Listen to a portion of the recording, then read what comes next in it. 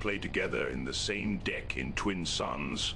Come to the dark side and change your aspect color to villainy. I'll never join you!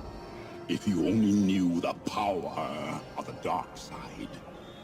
Obi-Wan never told you what happened to the Bucketheads. He told me you killed him. No. I am their biggest fan. Come with me and watch Open Fire Season 2 together. No!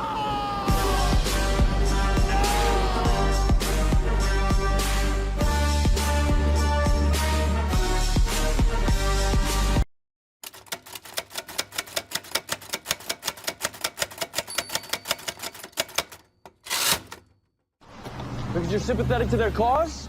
You agree with her tactics? You know, clearly you have some kind of an agenda here. I don't have time for this. I don't actually. I don't care much for either side. So what, that makes you fair and balanced? For my rebels, get those echoes out of my face! Oh my god! He's got too much gas over Choose there. wisely. Say bye to No, I got so good cards. Oh man, here goes Julian with the bounce. I hope you can follow through on that. You're gonna wish you hadn't done that, buddy. I'm cooking this game. Get that! Even that board, baby. Oh my god, I love that card so much in this game. And they're all the rebels. Guy sitting across from me looking like Shrek over here. I whip my leg go back and forth that way. Whoa. All right. Dude, this is why we target orange. Whoa. That is the craziest leader reveal that I've seen. Gross. This is easy dub city. Might as well just play this with my eyes closed. What is Hera without her ship? That 101 guy? Now that was a surprise strike. He's going for it. Okay. He's going for it. This is gonna be spicy. Hello everyone, we are Open Fire. A Star Wars Unlimited show focused on Twin Suns gameplay, which is Star Wars Unlimited's multiplayer format. It's singleton copy, don't forget, and it's better than Commander. That's only one copy of each card in your deck. You can't have multiple. We are super proud to officially announce that we have partnered with our favorite local game store, Common Ground Games. If you're in the DFW area, you know about Common Ground Games. It's the best place to come for some weekly game nights. Big time. And I think we've got a little secret we can share. So not only is this partnership gonna do a lot for the show, we're gonna be doing things like giveaways. What's up, Bucketheads? I wanted to say that we have a giveaway this episode and almost every episode after that. We are giving away 4 packs of Spark of the Rebellion, which I know is super hard to get right now. And we're giving away a free little special surprise goodie on top of that. All you need to do is be subscribed to our YouTube and comment on this episode right here. Please turn your notifications on. We want to reach y'all. We want to get this stuff to you guys.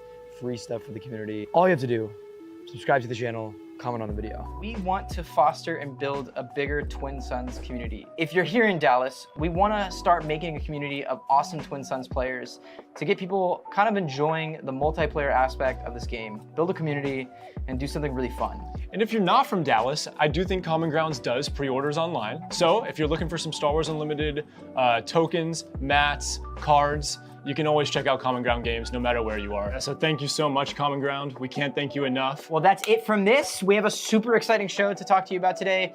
Hopefully, Julian will lose. Thanks everybody for joining us. Sit back and enjoy the show.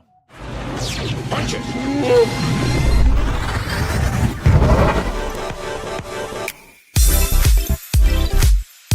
Take a little in. Take a little in. Get in there. I ain't touching the track. Okay. He got his green stuff all over our cards. Yeah. Like everything. Don't let him fucking take trade risks on us. Get your cards all green. You come back, your card's all green. Like everything you look at has a little green fingerprint on it. I'm gonna change of heart. Yeah, I gotta be careful about where I touch. Oh, sorry, a little green. It cleans off, bro. Okay. All right, guys. You're shedding. Well, let's do our deck techs. Hey guys, it's Britton, aka Big Blue, and today I'm playing Vader and Tarkin. I built this Vader and Tarkin deck with, of course, a lot of Imperial and Black units, so I'm trying to stay low to the ground, put experience tokens on people, and use that extra resource to do some pings on some shields. 3-time world champ, bringing it back. Let's run it with these fools again. I'm bringing out Boba, IG with the red base, based out in Kestro. My homies. My plan is to do a lot of little units in the early game, you know, flood the base with a whole bunch of units, get them thinking I'm some kind of threat so they can deal with those. Little do they know I'm gonna pop the Boba, pop the IG, pop a rallying cry, pop a all-in lightsaber. Big orange knows what's up. It's Big Green here, biggest stop. I brought the Han and the Chirrut today. I mostly played it for the Han because I just love the ramp, baby. As you'll see in this next game, I'm bringing out some big boys with it. What's up? I'm Harrison Dula. Y'all may know me from Rebels. Some say the best part of Rebels. I'm playing Syndulla today. I'm playing Luke. You know I built this deck because I had to put my Spectres in. I had to put my Rebellion in. It's all white and Rebel cards, that little Rebel subtext. I'm just trying to put experience tokens down, put shields down. You know I'm the best pilot in the galaxy. Han Solo, who? The best general in the galaxy. For the Rebellion! We're looking to take down the Empire today, one step at a time. All right, man. As per tradition, let's high roll for the initiative. All right, here we go. Starting. Dude, Britton has the bootiest rolls in the world, bro. All right. 7. Okay. Who's going? All right, I'll go. Oh, he's I got got some mine. insights. I got- Ooh, 7. 7. All Gotta right. be the 7. Can Harry do it? Dude, Hera can do anything, baby. Let's call on my Spectres.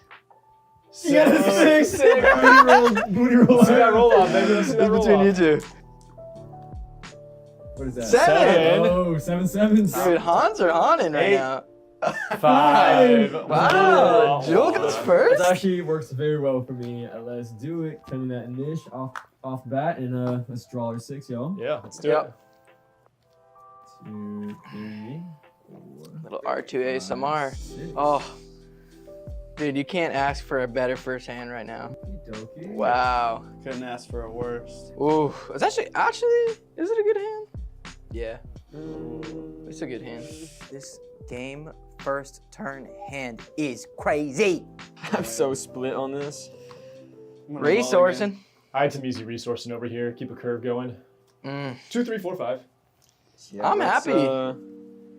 This is actually like the first episode that I'm actually like pretty thrilled about my first hand right now. All right, let's keep these. I'm gonna need these cards, so I can't risk not having them. Here we go. And You guys ready? Yeah, I'm kick starting us this off. off. So I'm gonna exhaust 2 and play. Wait, we got a mulligan. Mulligan. Oh. Be quiet, Jake. Dark mulligan over Quiet. here. All right. Here we go.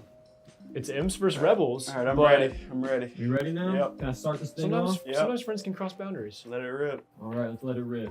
Exhausting 2. First play of the game. Outer Rim Headhunter into the space. 1-3. Nice.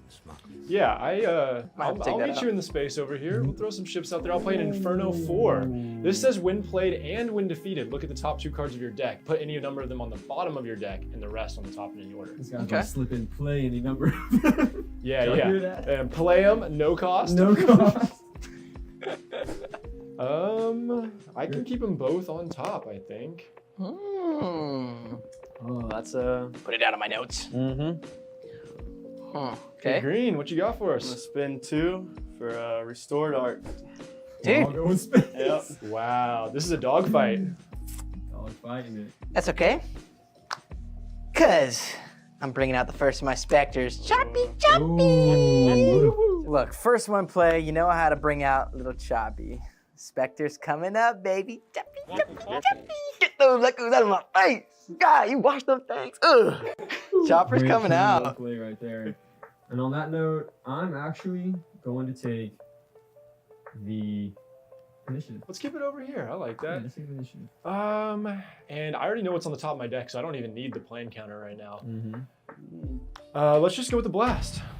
Blast. Let's preface something real quick, y'all. We've been making a very incredulous mistake. When you do take the plan, you draw a card and then put one One card on in the your hand. Man, I wasn't trying to let anyone know that we make mistakes. Yeah. Yeah. Flawless, flawless. Yeah, we've been playing that really wrong. So it's draw a card, put a card in your hand to the bottom of your deck. Yes. 100%.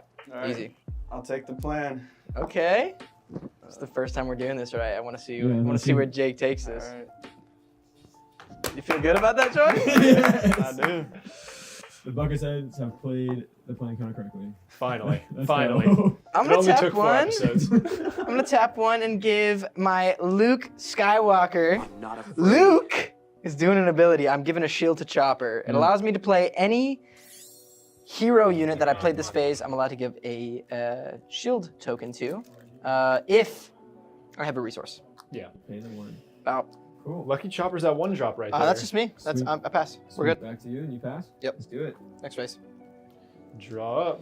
I knew exactly what I was gonna draw, baby. Dude, my hand is nutty. Just what the doctor ordered. It's a nutty hand, dude. But I'm confident. All right, I'm being a little risque here. I'm feeling a win today. It must not be a win you're feeling. I'm learning from my mistakes. Is it the win or the wind that you're feeling? I'm learning from my mistakes, and I'm not gonna Got it immediately. I'm not gonna just bring my leaders out. Are we ready up, boys? Yeah, it's all you. That guy doesn't look ready. Oh, sorry. Thank you. I'm okay Alright. with that though. Let's I'm starting off this round with tap 3 or exhaust 3, and I'm gonna play mission briefing. And I'm choosing myself. It says choose a player, then draw 2 cards. Nice. Yeah, Mission Briefing was drawn by my favorite artist right there. Kyle. Hey, Kyle. We're getting a shouts signature out. from him. Yeah, I shouts got the out. hyperspace foil for that. Shout out Kyle, let's go. Shout out Kyle. Guest on our show. Oh, and I am going to swing at somebody, but I can't take down the restored. Don't peek over here. He doesn't want that head swivel. Go for this. Yeah, let's hit that. Let's hit that What? restored. Yeah, buddy. Restored getting 2 to the dome. So it's two damage to the restored arc with the Inferno 4, and 2 damage right back. You know what's unfortunate? I couldn't even use my IG ability because everybody plays space. Oh, because it's in that arena only. Yeah, so it's like attack with a unit. If you control more units than the defending player, the attacker gets +1. Actually, It's not an arena. It's just It's just over the whole board, right? Yep. oh. Man, yeah, well, we all played the Choosing leaders you don't even know, baby. Jake? First time. Hello, everyone. It's Justin, also known as Big Red from the Bucketheads. Yep, and it's Britton, aka Big Blue, and we got another special guest on the line with us today. Ooh. Yep, it's Loopy at Ooh. Late Night Gaming. Hello, Star Wars Loopy Unlimited at fans. Late We are Night here Gaming. with coverage of the Portland. We are actually not in Portland, Qualifier. sadly. Come on, fly us out. We all need to be there live. We are streaming remotely. The Bucketheads are taking coverage remotely from Dallas, Texas, our home base. And Loopy's in what a big city you are in. I swear you're like in this massive city that everyone knows about. The metropolis of Mayville. Yeah, greater metropolitan than Mayville, Wisconsin. So Let's we're go. coming to you live. But we got RT, Rebel Trader from Take the Initiative, is our man on the ground in partnership with our two channels. And we're going out on 3 different channels right now and trying to give the best experience for Star Wars Unlimited coverage. So I that have- we can give. So I have hard commentary and criticism Thanks for right here. We joining have us. Justin is incredibly much louder than everyone else. That's fine. Let's start leveling, baby. We're testing here. We're testing out. We appreciate that feedback for sure. We are waiting on registration from the TO. So we are wanting to kick off into this wonderful Planetary Qualifier of Portland. But there's been a pretty crazy PQ season. We're coming at the end of PQ season here for season 0. Final weekend. Final weekend for the first initial release of PQ season, and we commentated and hosted for the first PQ season, which was in Dallas, and that was what a mind shocker. But statistics and analytics don't lie, and I feel like we've had some repeat offenders up in this Star Wars Unlimited chat. A meta, so to speak. We've had a meta. And Loopy, I feel like you're getting live updates. You're the man on the ground anywhere. I feel like you're anywhere in the world, and you always have live updates. You have ops in every city right now. So what's going on?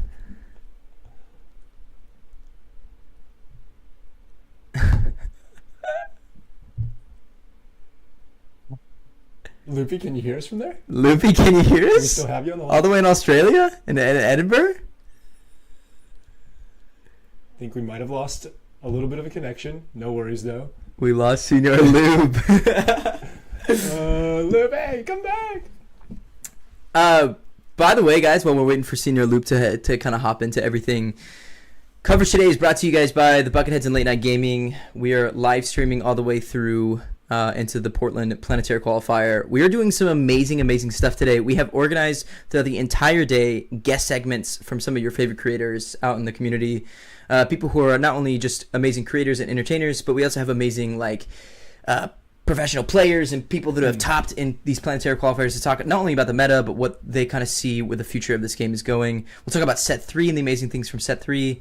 But I think the most incredible thing is, from us and from Loopy at Late Night Gaming, we are doing some insane giveaways. Oh, yeah. Oh my They're gosh. juicy, baby. They're juicy. You can win so much free stuff today. It's actually insane. All throughout the day. All throughout the day. We're doing it. We want to reward you for being in this chat, being active in this chat, getting people to be in this chat with y'all.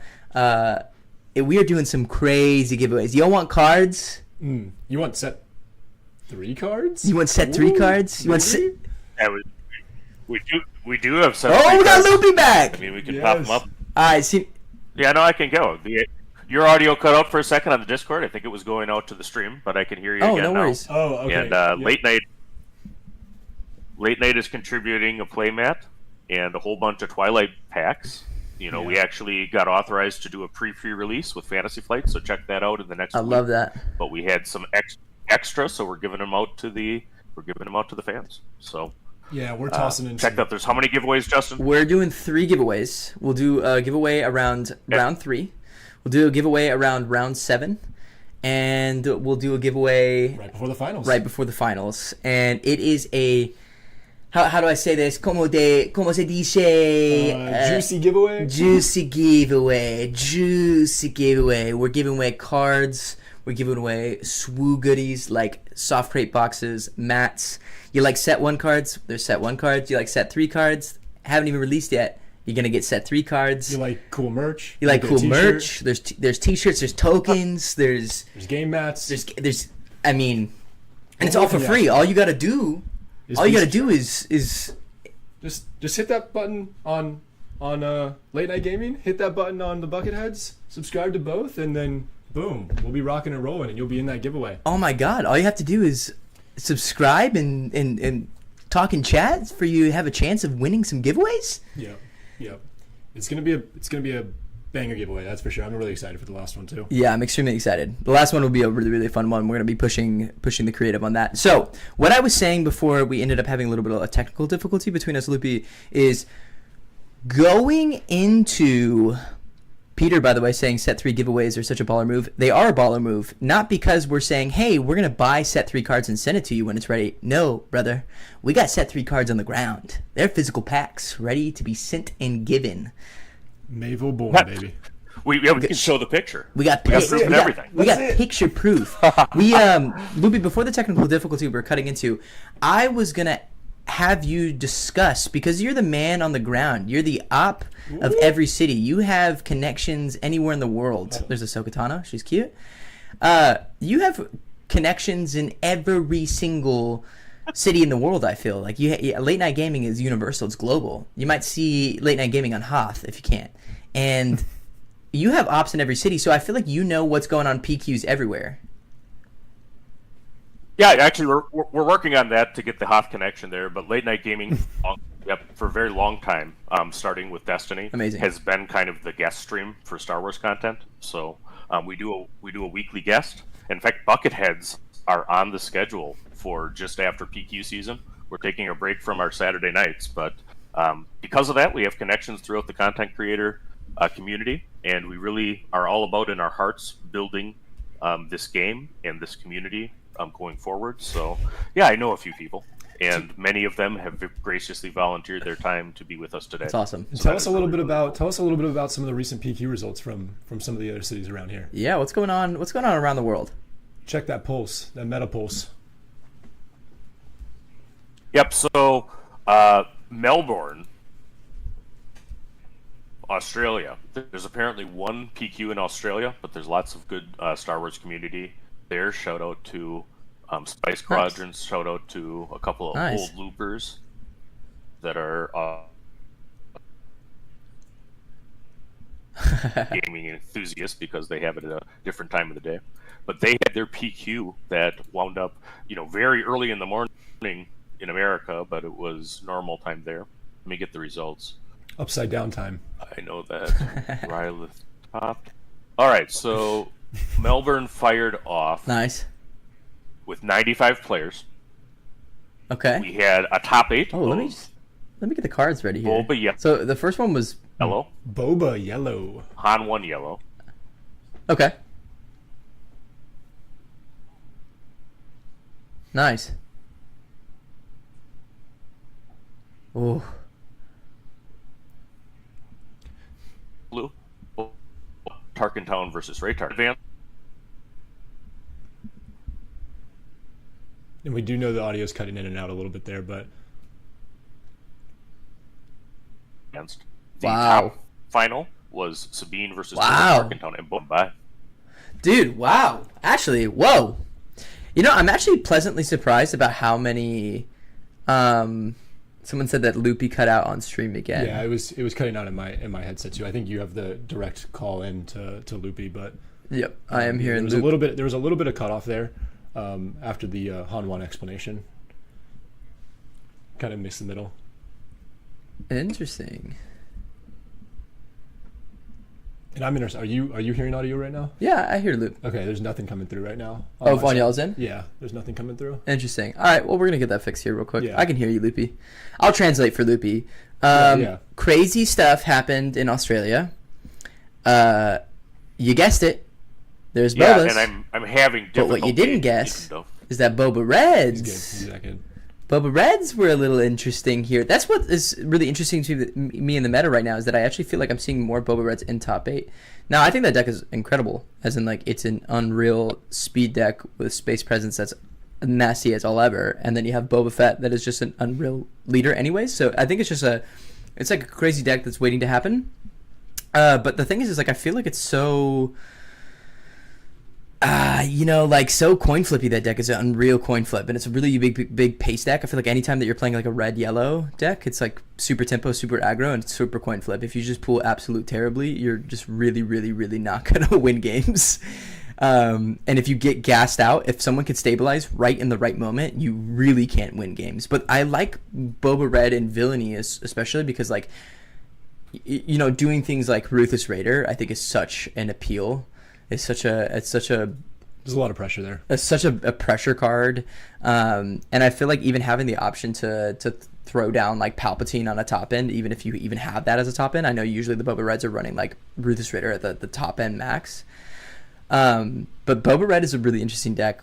We commentated it on the Dallas PQ, and it was just so fun to commentate actually on that deck. That it was just such an interesting deck to commentate on because it's so fast, it's so interesting, and the lines can be so like all over the place. So how do you think the Boba Red stacks up against some of its kind of peers, I guess, so to speak, in the Boba Green and the Boba Yellow? If it faces off against some of these picks that you expect from Boba, does it do well or is it doing worse?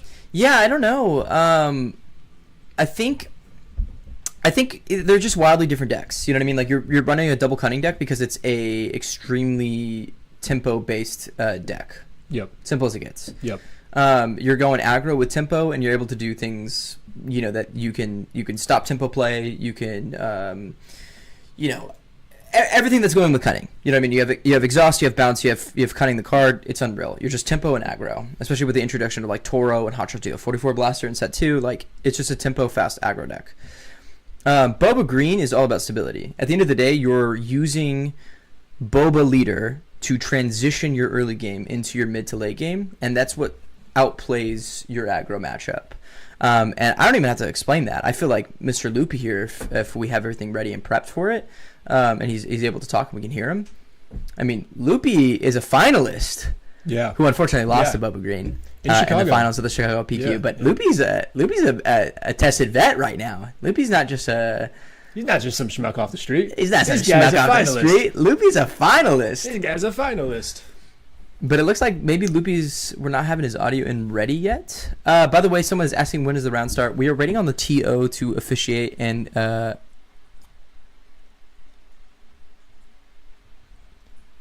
we see him trying to talk there, but it is not coming through right now, which is unfortunate. We might, before we jump into round one, we might do a little audio test on Loopy's side. Yeah, it continues to be pervasive. I hear Loopy right now actually really well, but let's do a chat test real quick, guys, before we get into the game too much or to the meta talk. Let me have Loopy do a couple test chats, and then y'all just ping in the chat. This is why the chat is up, guys. We want to talk to y'all.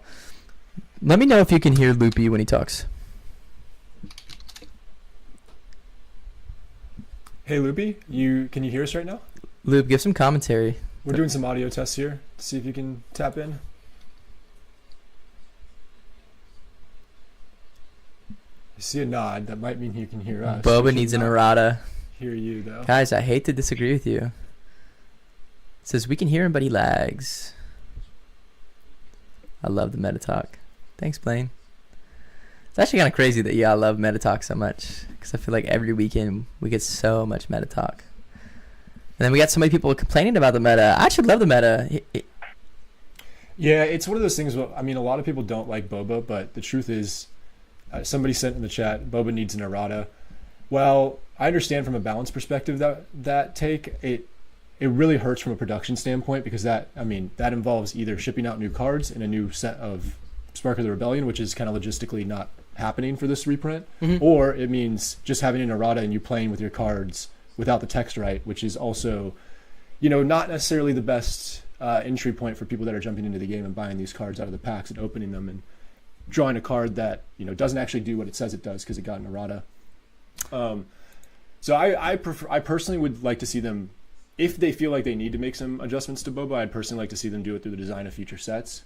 Making some other things equally strong. Loop is dropping back in. Loopy is very delayed on this. Yeah, and we actually we probably got about 10 minutes or so until round one. Sounds good. Loopy is very delayed for us because he just answered the Chicago PQ question when we were already We're very ahead of that. Leo, let's go ahead and move onward to let's just do solo cast, solo commentary, and then let's have you mute the Discord in and try to figure that out with Loopy. Cool. All right, guys. Let's do some chatting. Let's talk, guys. Let's do some talk. I'm gonna put some hot takes down, guys. Look, you can say what you guys want to say, but I'm gonna put some hot takes down. Boba is nasty. Boba is gas. We all get that. He's good. Boba's great. We think Boba is great. But let me throw down some like a little bit crazy logic for y'all here. In a weird world, Boba is actually very balanced. Ooh, may I say? Boba is actually very balanced. Let me question you here. Where is this going? Follow me down the trail. Follow me down the trail here.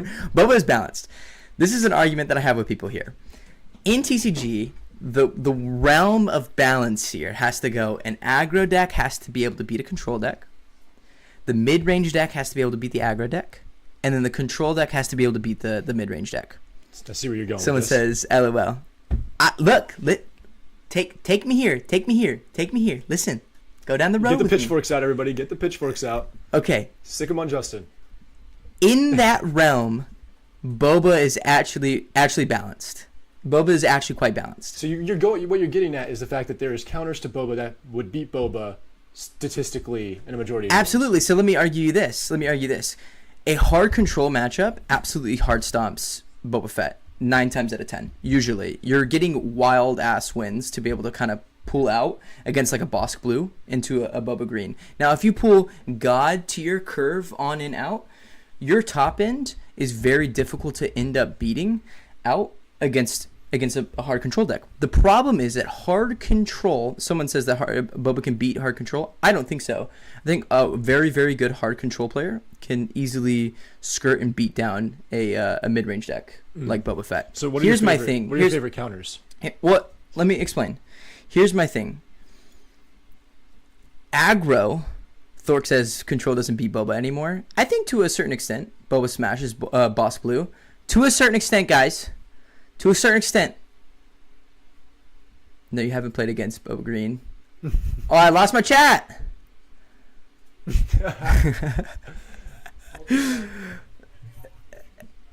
I started up an uproar. Let me ask you this, guys. I think hard control does actually beat the Boba Green. I don't think it's every single time. Obviously, this game is like all over the place. This is my wild take. I think the game is actually really balanced. Here's the hot take here. I think aggro is actually out of control. I think ECL into Sabine is way too unbalanced. ECL gives Sabine way too much reach. Now, there's things about Boba that I agree are very difficult to deal with, and I think are unbalanced. Like Fett's Fire Spray coming in when played with Boba Fett leader on 6 after curve of 5 is unreal. I think Boba Fett's armor was a mistake of a choice to make. It's an unreal card. But if we take the deck and the balance of the game, I think it works out. There's cards in here that don't make sense. To me, ECL and Sabine is a little bit too much. Like ECL to me is a card that needs to be talked about, because ECL gives Sabine such reach in a mid-range, like an aggro to mid-range reach, that it almost is impossible for a control deck to play against. Someone says just rage baiting chat. I'm telling you guys, listen here. Boba has problems. I'm not arguing that, but I genuinely think ECL is something to look at. ECL gives aggro decks such mid-range reach that you're able to you're able to. I think Sabine is like, you can't even play control. Control can't even survive in this meta because aggro is so out of like, you can't reach. Like, there's nothing you can't beat with a control, that you can't beat the aggro matchup because ECL is just so good. Someone says without ECL, Sabine Green wouldn't exist. Yeah, I mean it'd still be decent, but. And let us know, Loopy. Go ahead and talk right now, and let's see actually if the chat can pick up what you're saying. If you can hear us, go ahead. They're not gonna hear him for now. Say something just so I can check here. Okay, Thork says I'm debating you. Let's debate.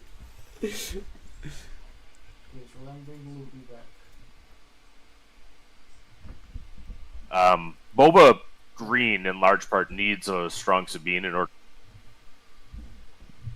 Ooh, and then it cuts out. Then I lost him. As soon as we switched to this, we lost I him. lost him as soon as we switched. That's so weird. We're figuring it out, Loopy. Big apologies. We're making it happen. You can switch back to the other scene for now, and then we could hear Loopy from that scene. Thork was super hot, super hot, steamy questions about this. No, I'm being real. Titus says leave Sabine alone. That's one of those. I genuinely think Boba is busted. Don't get me wrong, but I actually think in the balance of the game, aggro beats mid-range. Aggro beats control. Control beats mid-range. Mid-range beats aggro. And I think that's the balance of the game. That's how the game should be balanced. Now, one leader like Boba, which is very unreal to deal with, is very strong. Absolutely. But what other mid-range deck in the game right now can actually handle aggro? That's my question to you. Like, there's almost no other mid-range deck besides now we're seeing Ray Red with Tarkentown because there's so much restore. Unless you have a deck that has monster restore, I just don't see it. I think ECL is a huge problem. And I'm not saying that ECL needs to be changed, but I think you have to understand that Sabine with ECL has so much reach as an aggro deck that I think that's actually more debatable to be talked about. Now, Boba Fett's armor shouldn't exist, and that's what actually makes the Boba Fett armor be crazy. I'm not changing my mind. I'm being dead serious. I think Boba, to a certain extent, is balanced. Absolutely. I think there's cards around Boba that makes it unbalanced, but the leader itself makes a lot of sense. I think they just need to ban armor, and I really actually kind of expect that, because that is the card that makes Boba work in some places where he shouldn't. I mean...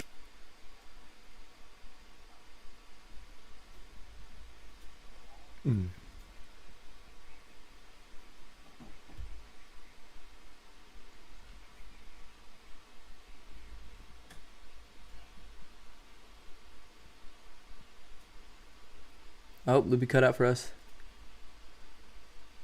Other than that card, I don't know what the issue is. Yeah, I think it may work now. Yeah, we're getting a little bit. He's cutting in and out. We're doing hot takes right now. This is my hot take. Someone says Han Blue is very good against aggro. I actually don't agree with that statement personally. Yeah, so I'm using push to talk through the Discord to do that now. When it's not coming in, it's because of the issue with if both are talking at once, it doesn't work. Yeah, I wonder why that is. Do we have a pulse check, by the way, for yeah, actually, awesome, amazing, super the pairings. Someone says if we have to sacrifice Hero Boba for Just went up, so we are looking towards our first round here. Yep. ECL is literally in one meta deck nowadays. And we are watching the table, so as soon as people start getting some movement on the table, we will know when that game's kicking off. Yeah, absolutely. So don't worry about missing any of the coverage here. We will be switching over as soon as these games get started over in Portland. Can we all agree Boss Blue is the best deck in the format right now? Everyone thinks I'm rage baiting. Guys, I'm not rage baiting at all. I'm not disagreeing with the fact that Boba is good. You're farming negative karma right now. I'm farming negative karma. Yeah. You're speed running to Boba is very good, but I just don't think this is another mid-range deck that competes with aggro just as much as Boba does on all levels. I see like a lot of people like Thork and even like Tower Number 9 were saying Cat Bane. Sure, like no question. I also think Han Set 1 is unreal. That deck is just so good. And if you put Double Cunning up to the matchup, it also just deals with aggro so well. So somebody says I want to talk about this. I want to talk about the stats here.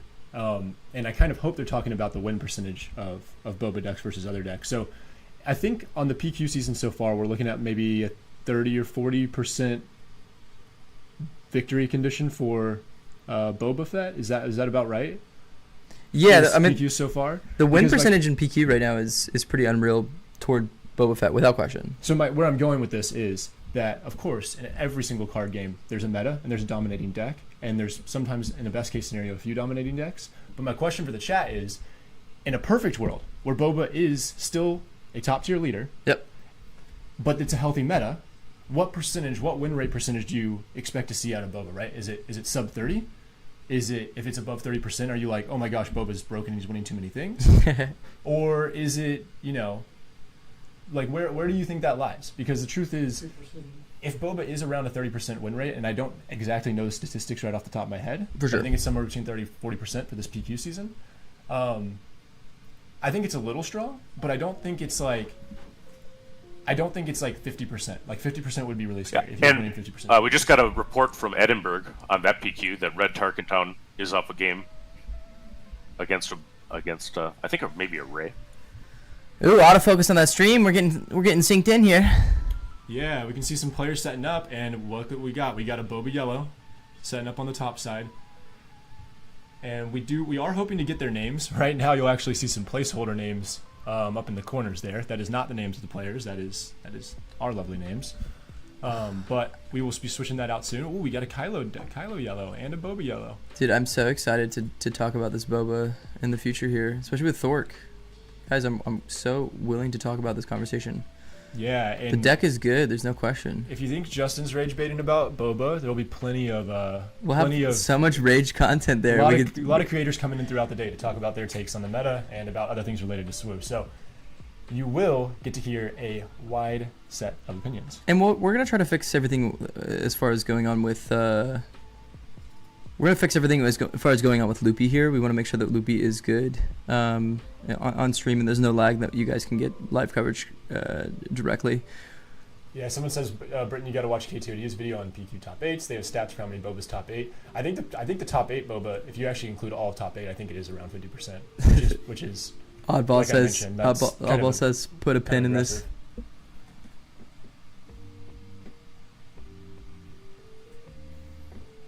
Pronounce Edinburgh.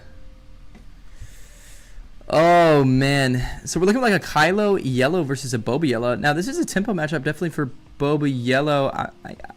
It's gonna be a really hard matchup for Kylo. I feel like you're going to have to figure out how you can skirt some of that negative tempo play from the Boba, while also sustaining some of the damage that's going to be coming down from the Boba Yellow and its aggro sense.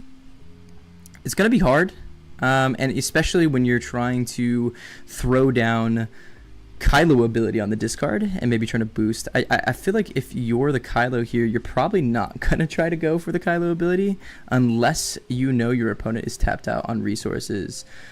We do know from Boba Yellow, and I think some of the recent changes to Boba Yellow has been people including more Boba Fett's armor, as we see Boba Fett's armor being such an unreal thing in the meta right now, as it's so hard and difficult to deal with, even with cards that throw down upgrade disables, right? Like if we're getting rid of upgrades, and I don't think we're gonna see a disabling Fang Fetter. We don't have the deck list, so we don't know what's in the sideboard or what's going for it. Why is the stream ultra laggy? So yeah, we're seeing the same thing on our end. It's not just what you're getting on the output. We are remoting in from Portland to get the stream out to y'all. So we've got Loopy coming in from Wisconsin. We got us in Dallas, and then we got the stream out in Portland, where the players are actually playing. So there's a Reckless Gunslinger on the ground side with a Greedo. So the double one-drop play with a Mercenary Gunship up in space for the Boba Yellow. I feel like, again, Kylo's just going to start putting the pressure on here.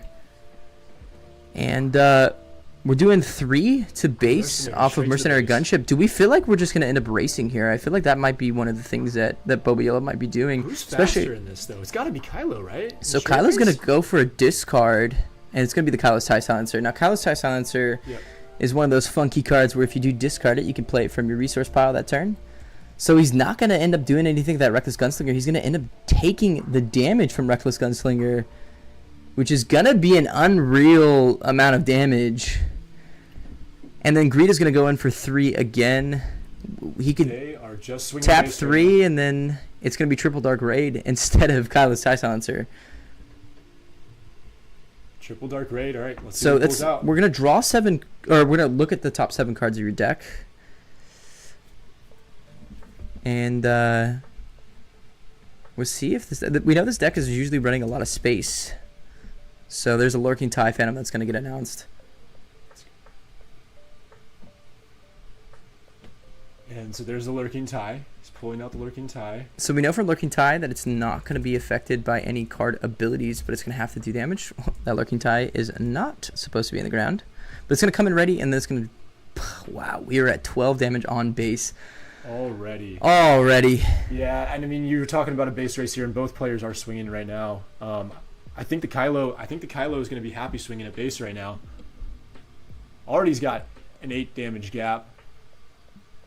Now, so this is where we know that the Boba Fett's going to have to play this tempo in here. Boba's going to have to play Cunning. We do see the Cunning in hand. He's got Cunning in hand.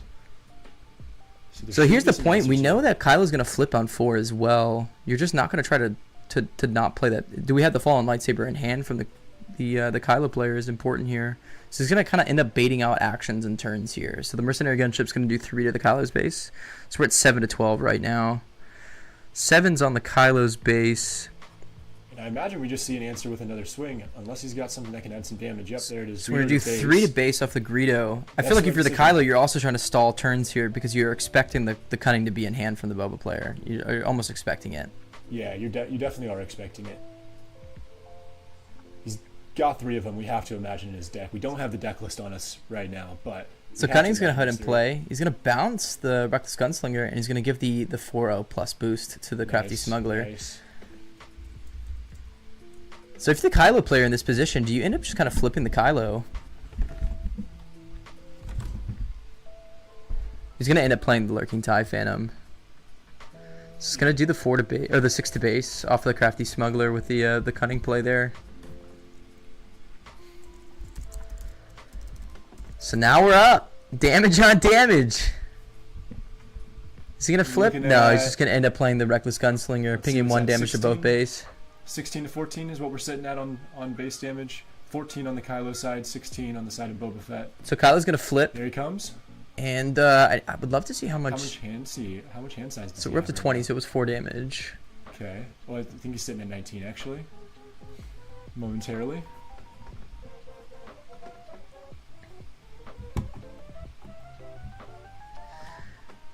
Yeah, I'd love to figure out how we can fix our overhead here. It'll have to be something that we have to do in between rounds. So if you guys are seeing any lag or have any issues with lag and stuff like that, just don't worry about it. We'll have that fixed going into the next round. So we see in the Boba player hand that we have Fett's Fire Spray, Syndicate Lackey, Boba Fett Armor, and Cantina Bouncer. It's four units on the side of Kylo's. Yeah, a lot of pressure on. I feel like there's a lot of base damage swinging right here, right now. So Lurking TIE Phantom's going to go ahead and get traded with the Mercenary Gunship, which I think makes a lot of sense. You have to stop. You have to stop that. You have no card abilities. You're either going to exhaust it or not. Cartel Spacer is going to come out and exhaust the Crafty Smuggler. So now things get tricky. I mean, if he doesn't get units off the board here, he has enough on... Okay, there we go. So Syndicate Lackey's going to go ahead and kill Kylo. And due to cards in hand, it looks like there's only 3 damage onto the Syndicate Lackeys. So up there's Greedo and Reckless Gunslinger, and this is where the Kylo player is just gonna say, hey, if I keep stalling this game out, you're gonna find another Cunning or find another play. Boba comes out. Go straight to base. He's got to keep going. We do know that the Boba player has the Boba Fett's armor on there. So maybe you just claim initiative because the damage on base is 24, and we're getting gassed here. In the hand, there's Boba Fett's armor, Cantina Bouncer, and Fett's Fire Spray. He only needs a surprise strike right now if he happens to have one. Absolutely. So 1 unit lives. Yeah. With both units up, it's almost a death wish here.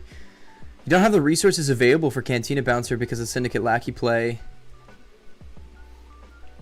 It's gonna go ahead and do the Boba Fett. Are we attacking into a unit or into the base? This is one of those situations where you control or yep, you're gonna have to. So you're gonna take the Greedo play, take 3 damage to the Boba Fett. He's gonna have to ready up the 2 resources. Is the Boba Fett player gonna remember? Care about that though is the question, because he didn't seem to do it. Well, he's gonna take initiative. Okay, there it is. There it is. He's gonna ready up the resources. They're not. He's not gonna play the Boba Fett's armor on top of the Boba Fett. I think if you're in that position as the Boba Fett player, if you're looking for Cunning in that top hand draw and you don't see it right now, you're seeing a surprise strike. There's a lot of units on the space side and no answers so far from from the Boba Yellow player. So I am getting scared if I'm him. I think that is 5 damage in the space side alone. We got an update saying that Edinburgh PQ final is Ray Tarkentown versus Boba Red. It's 1-1. So Surprise Strike's going to come from the Syndicate Lackey, and it's a race. Okay. It's a race. Boba's saying, "Hey man, I gotta hit your base now." Yeah, that is. The pressure is on. So crazy. From 14 up, it's 22 damage on base. Now, if I'm the Kylo player, I'm swinging with my ground unit right now so that I can at least get some damage on it. Unless he's got something in hand that can add some damage to an attack, like a surprise strike as well. Maybe he can follow with it. I think what the Boba player is doing is a lot of bluff play here, especially with this double cunning. I talk about it all the time with aggro or double cunning. You're 100% going to be trying to bluff your opponent. I think if he goes 1 surprise strike, are you looking for another surprise strike here, or trying to say that you're doing a surprise strike? Well, Arm to the Teeth comes out, Smuggle. It does not need a vehicle for that card to be played. Someone says, I did not expect that Kylo would win. Kylo is a gassy card, guys. So there is enough damage right now on Kylo's side to end the game. So that means there needs to be answers here. Okay, there's an answer. So Hotshot's going to come from the Smuggle. Yep, Hotshot's going to make this. This is lethal for both sides right now. It only takes one more swing from Boba Fett. He might have it. He might have it.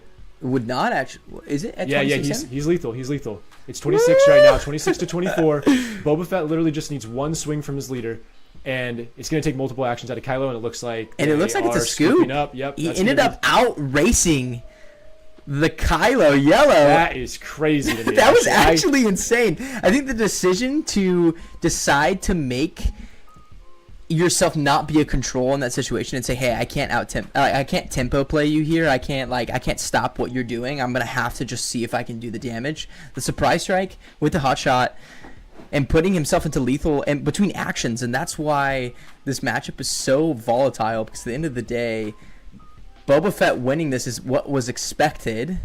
But the Kylo put so much pressure onto that Boba Fett that it actually ended up being a base race at the very end there. And it literally came down to one action. That was literally one action away. It took 2 actions for Kylo to finish it off, and it took 1 action for the Boba Fett to finish it off. And it only happened because he had Boba is fair and balanced. Y'all are memers. Y'all are trolls. Fair and balanced. Yep, fair and balanced. But Boba is balanced, guys. Boba wins 1 game, and then you 100%. It's not like Boba's won 50% of. You 100% know surprise strike and playing units that deal surprise strike was crazy there. Also, pulling 1 cunning in that matchup is actually 100% what you need. I mean, if you don't pull a cunning in that matchup, you're actually shitting bricks, because you need the tempo play, and the only thing that you're doing is throwing down Cantina Bouncer to bounce a unit. But if everything is going super wide, what are you Cantina bouncing at that point? So I think cunning is the card. Yeah. Is the MVP for the Boba Yellow right now. You're looking for cunning every single match. Yeah, if you're not pulling this cunning, you're running yourself into a really difficult situation. Yeah, it got to bounce a unit, and it got the +4 on that swing. It was like a +4, a +6, +7 play on that cunning play right there. Well, guys, someone's saying Boba out racing an aggro deck. I think it's comes. The point of this is not the fact that Boba is out racing the cunning deck. It's the fact that it's a cunning. It's a double cunning deck, which is all tempo. It is an aggro deck with tempo. So if you can stop any aggro deck with play, this is why it absolutely bricks on top of aggro decks. The aggro deck is looking to hit straight to face. Well, the good thing about this double cunning deck is it's going to put pressure on the opponent's base to give it a less of a cat and mouse game. Aggro players get all day to keep hitting base and make the opponent on the back end be like, oh. Well, I have to control and figure this out. But the fact that it's a double cunning deck and it has the ability to put a +4 on a unit, do a surprise strike, do these big swinging abilities, you're an aggro deck that's putting a lot of tempo onto the other opponent. Yeah, and I mean, it does look like an outrace, because at the very end they were kind of both swinging at base there. But the truth is, Kylo swung at base with almost every swing that he had, and the Boba player did take some opportunities to remove some units from board. Which is the point of with that cunning. It's a tempo deck. Yeah. You're doing exactly what you're supposed to. So into game 2 here, again, the Boba is expected to win these matchups. We have Mercenary Gunship and Cartel Spacer. Cartel Spacer not getting to make use of the exhaust. So Kylo's going to go ahead and do the discard and give it to the Cartel Spacer for the trade. Yeah, this is the Boba yellow player actually playing. You know, this is why, guys. Boba Fett hits the board. This is why, guys, I'm such a big proponent of bluff play, especially with these tempo and aggro matchups here. He threw the discard out. He threw the discard out to be able to give the Lurking TIE Phantom a rite of passage. We're trying to not have it, be killed, and it needs to be killed by an ability. So even I see the McClunky in the hand of the Boba yellow. You know, I feel like it's useful because it'll take care of that space unit, but at the same time, I don't know if I want to bounce back that at Boba Fett rather than just getting some attacks out of it, especially if a unit comes down into ground. At the end of the day, you're going to need a space unit to be able to take out that Lurking TIE Phantom. It's going to be needed. So Boba Fett is just looking for a damage to base. You're going to have to find something to deal with it here. This is where the bluff play is so important in between the two. Thanks, Loopy, for taking care of that. So it looks like the Kylo player is taking some time to make a decision here. Triple Dark Raid's going to come out. So Triple Dark Raid is one of those fun, important cards. He's searching.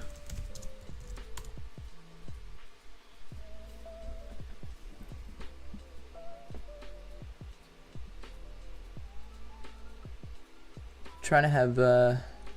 And Ruthless Raider is going to come off of the Triple Dark Raid. Yeah, that's a good play. That's a really good play. Leia, if we can get the stream pop back up on your end, we can get this Triple Dark Raid pulled up on the stream. So Ruthless Raider is going to come out at a discount cost because of Triple Dark Raid. Yep.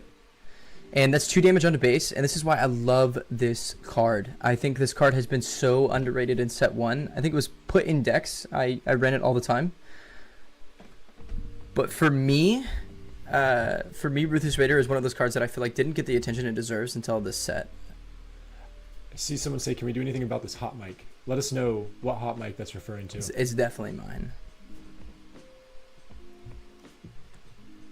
So I can lower your mic? No, it's fine. I took care of it on my end. Okay. All right, so we got Greedo again on the board over here. At this time, Boba's got a lot of swinging power. So if the 2 on the Ruthless Raider came down onto the Boba Fett, the Ruthless Raider went ahead and swung 4 in. Cunning took care of the Triple Dark Raid. That makes sense. He swung the 4 and the 3 into base. No worry, I'm trying to definitely tweak this mic to make sure that I'm not going in hot. I would love to see how many cards in hand that Kylo has. Did he use the on that cunning play? Did he? It's gonna go ahead and kill the Greedo. It's gonna take the 2 extra damage. That's gonna end up killing the Kylo Ren. You take the risk. Okay, then a claim of initiative.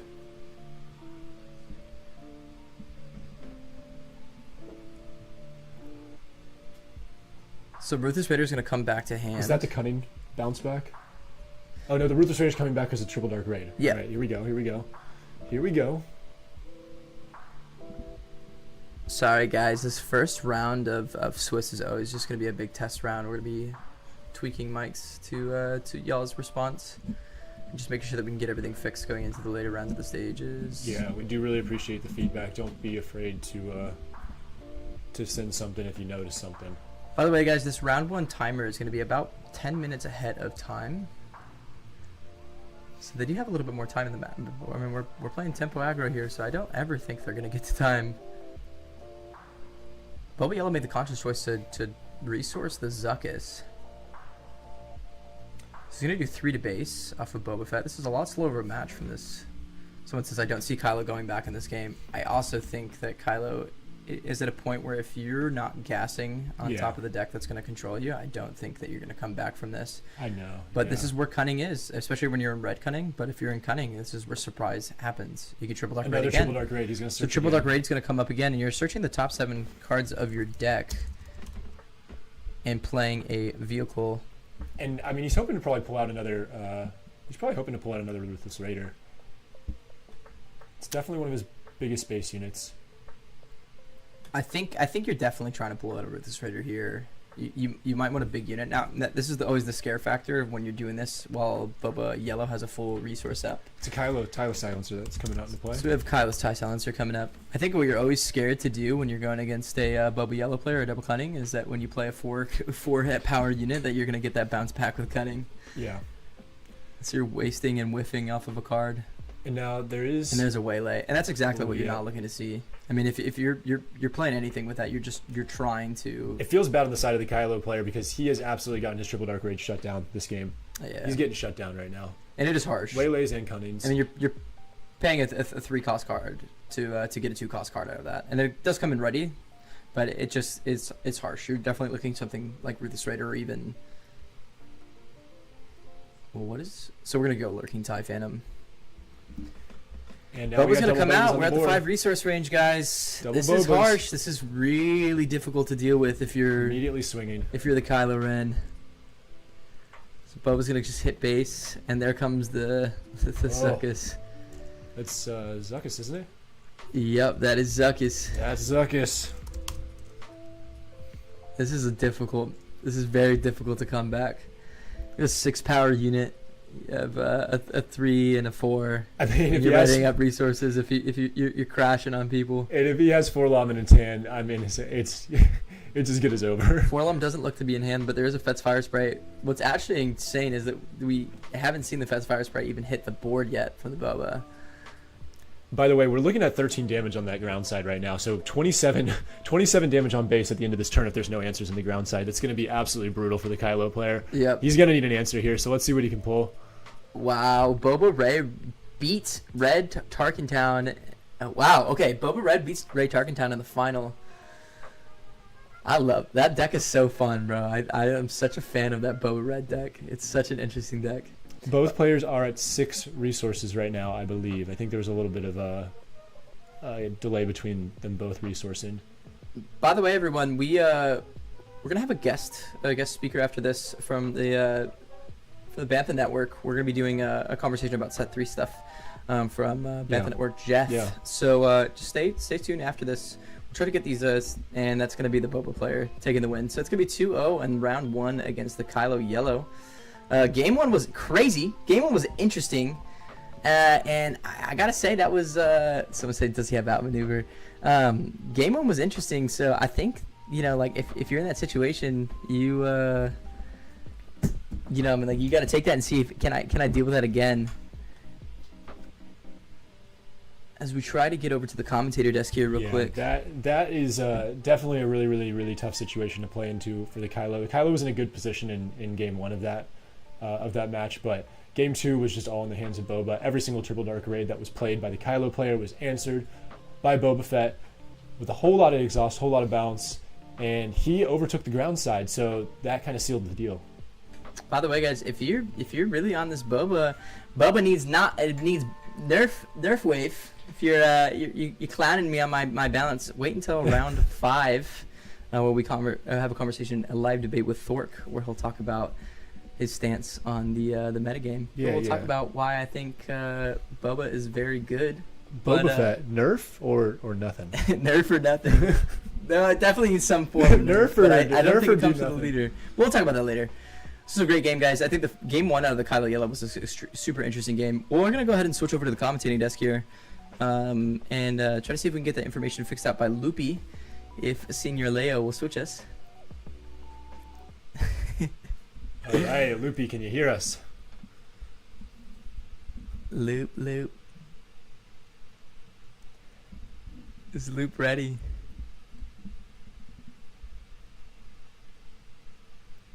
All right. Well, while we were waiting on Senor Loopy, we can probably talk a little bit about what's coming up in terms of a giveaway. Yeah, guys, we're this is from us and of course from Late Night Gaming. Late Night Gaming and us are donating a bunch of Twilight of the Republic packs. We're doing a giveaway on round 3. At the end of round 3 in the guest segment time, we're going to do a giveaway at the end of round 7.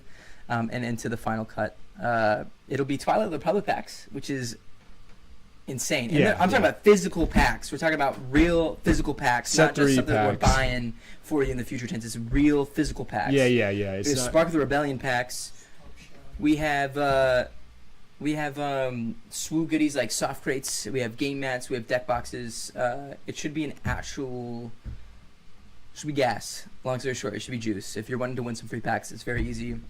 We'll kind of get to that time, but just stay in the chat. We want to reward you for being in the chat. We really appreciate you guys being here as we kind of figure out some of these technical difficulties. It seems like we're not getting loopy on our chat.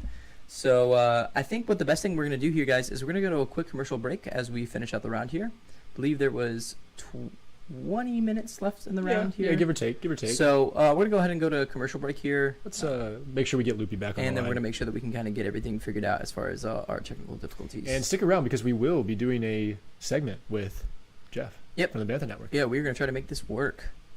So...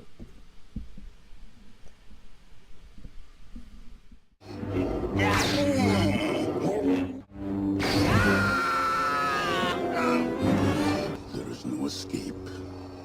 Don't make me destroy you. Join me. And we can play together in the same deck in Twin Suns. Come to the dark side and change your aspect color to villainy. I'll never join you! If you only knew the power of the dark side. Obi-Wan never told you what happened to the Bucketheads. He told me you killed him. No. I am their biggest fan. Come with me and watch Open Fire Season 2 together.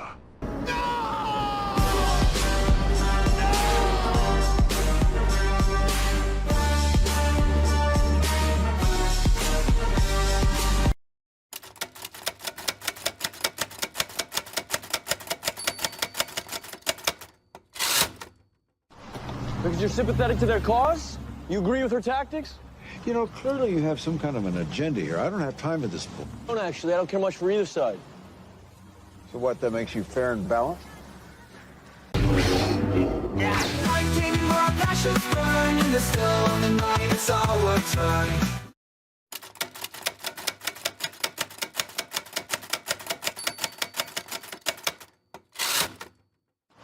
Because you're sympathetic to their cause? You agree with her tactics? You know, clearly you have some kind of an agenda here. I don't have time for this. I don't actually. I don't care much for either side. So what, that makes you fair and balanced? All right, it's Loopy at Late Night Gaming, and we are here for the Boba Yellow Masterclass. And I'm joined by one of the original architects of Boba Yellow, my teammate Poem. How you doing? What's going on, everybody? Thanks for inviting me on this one, Loop. Yep, so we're double teaming you, and we got two winners of major events. First off, Bobby, what did you do with Boba Yellow? Hi, I played Boba Yellow at Gen Con back whenever that was, several months ago, it feels like, and went 6-1 on the Friday one and then 7-0 on the Saturday one. That's pretty good results. And not too bad. An old school looper and Destiny guy, Mephisto. What was yours? So I won the 2K at SCGCon Tampa. I guess that's 2 or 3 weeks ago. I don't know. Time's a flat circle. And then I also top 8'd the 2 1Ks that weekend, and like a couple of weekends before I top 8'd top 4 split a 1K here in Atlanta. Okay. So, why Boba Yellow? I'll pop that up to whoever the first wants to answer that. Why do we do this deck? You're operating on an unfair axis, and it's the best deck not close. So that's why we picked it. Yeah, I think it's explosive and just has game into everything, because like Bobby said, like with the different axis it can play as far as the bounce and the tempo. Like even if you don't just straight up kill them, you can keep their units and their other tools from doing anything back to you. Okay. And what do you mean that it's unfair? What's unfair about this particular deck? I think it's unfair because you have access to tools a lot of the other colors and decks don't, and your leader like fundamentally cheats the resource system in a way that not any other. Like Han cheats the resource system, but not even close to the same way. And Boba just really takes advantage of that with all of its setup.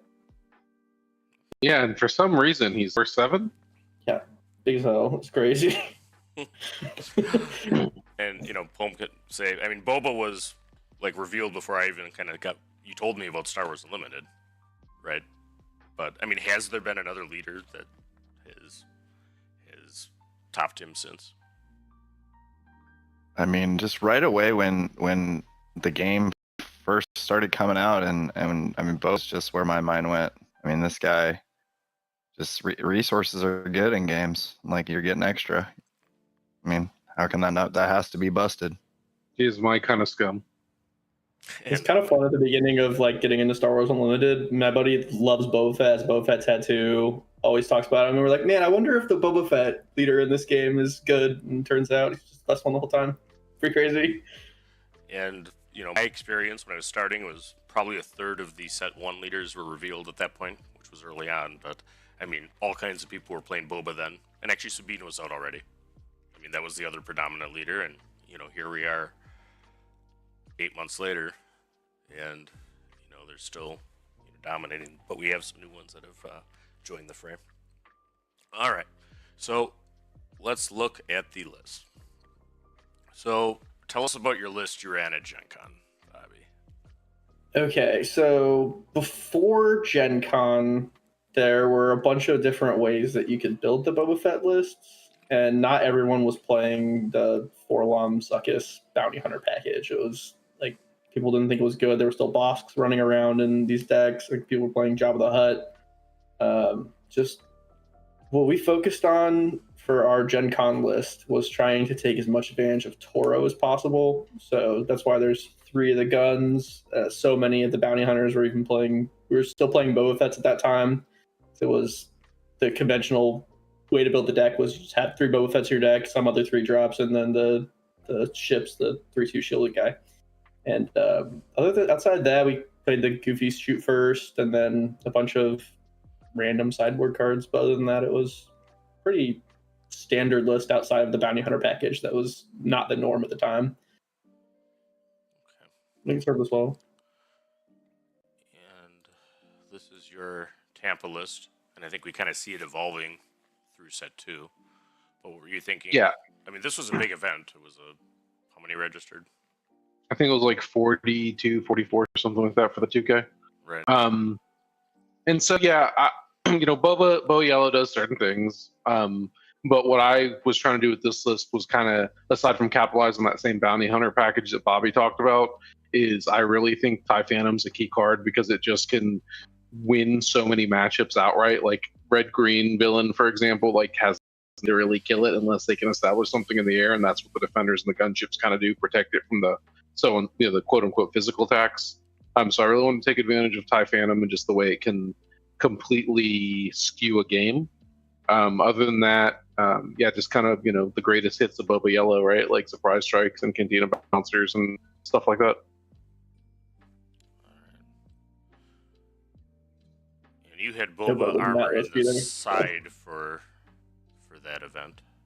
Right, and now I've moved that to the main, and I'm sure we'll talk about that in a second. But I had it in the side there because I thought at the time, like, I didn't think I wanted it in as many matchups. Then, like, as that specific weekend progressed, because, it was a 1K, a 2K, and a 1K, I realized, like, I actually wanted it in more matchups than I thought. For example, and we can talk about this later, I actually do want it in the Sabine matchup, and that was kind of the tipping point where, like, there's enough matchups I actually wanted in. So you guys played in these big tournaments, and you did really well. Like, what did you find was, like, working really well in your deck, and what did you feel like leaving the tournament like you needed to change? The Gen Con one, I definitely felt like the Boba Fett unit was not where I wanted to be, and where Mephisto's list is now. He's got the Lurking Ties in the main deck, and they solve a lot of the problems against like the control decks and the mid-range green decks, and it's even good against the Boba Green. It's pretty solid there, hard for them to interact with. This is kind of the biggest part, was just adding those as the main. Yeah, I came out of Tampa pretty happy with the list and how it performed. Like, I had been set to, I've played almost exclusively Boba Yellow up to that point. So, like, I had done a lot of tweaking card by card, just figuring out what worked, what didn't, what worked for certain matchups. I had a very specific sideboard plan. And in fact, when we get to kind of the updated version of the list, all I really did was swap what's inside and what's in main. So I was pretty happy with the list. Like the cards that we're playing are already so strong, and it's hard to like fit in different ones. That it's just kind of seasoning your main deck to how you expect your matchups to play out. So once you have all like the key cards, there's not a lot of room to fiddle with the list. I think to have it still be as good. Because you have the Toros, you have the Fire Sprays.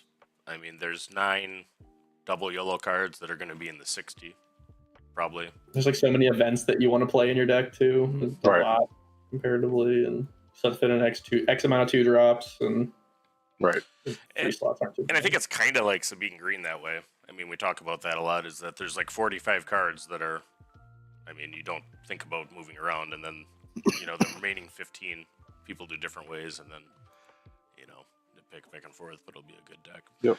All right, so this is the latest and greatest from Bobby, and we'll link this for the folks watching. But tell us about your changes. I mean, you're talking about the raised form, but what specifically did you do and why? Yeah, we got the lurking ties in the main to solve some of those problems with the control decks. After Gen Con, the Kira list got a lot more popular, and we were having a lot of trouble finding a consistent plan to beat the Kira decks. And most of our game one configuration is good against a lot of the other non-control matchups. So what we've done is we've shifted our sideboard to just basically be for that matchup, other than the Cartel Spacer. So we're boarding in the TDRs, the Tie Advance, and the Bodhi Rooks there, and helping leverage our boarding out so many cards. Your deck changes its identity basically. So correct me if I'm wrong. This is 9 cards coming in for Kira. Must be.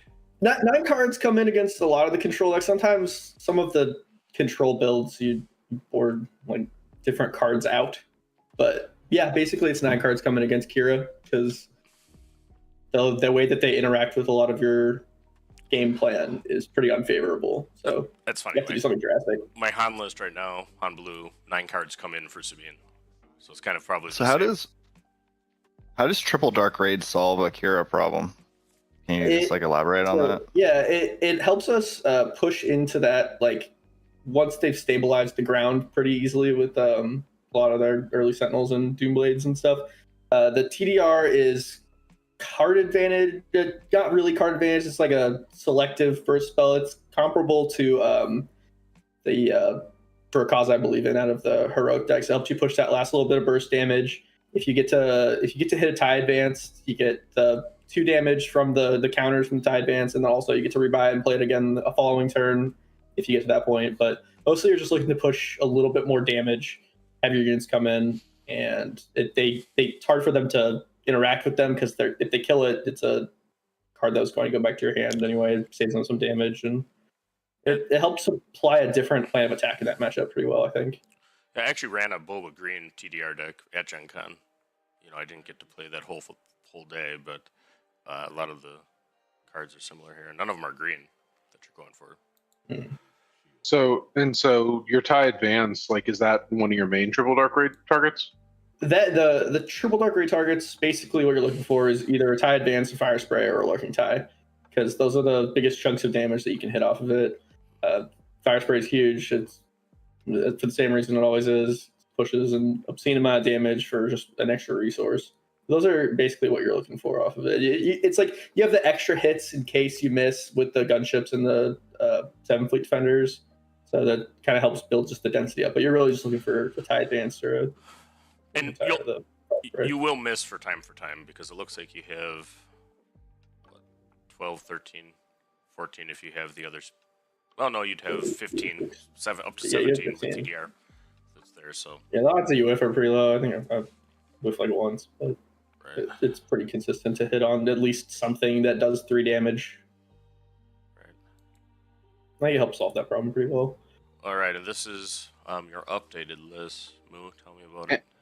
Yeah, really all I did was shift what was in sideboard and what was main. So I think literally the only difference from the Tampa list is that instead of having the 2 Boba's armor in the sideboard, I moved the second copy of Shoot First and the second copy of Relentless Pursuit out for the armor. And that's just because, like I said, I realized armor was better into certain matchups that I actually didn't think I wanted in before. And it's just a card that's hard to deal with for a lot of decks. Whereas Shoot First and Relentless Pursuit can do cute things and can do things into specific decks.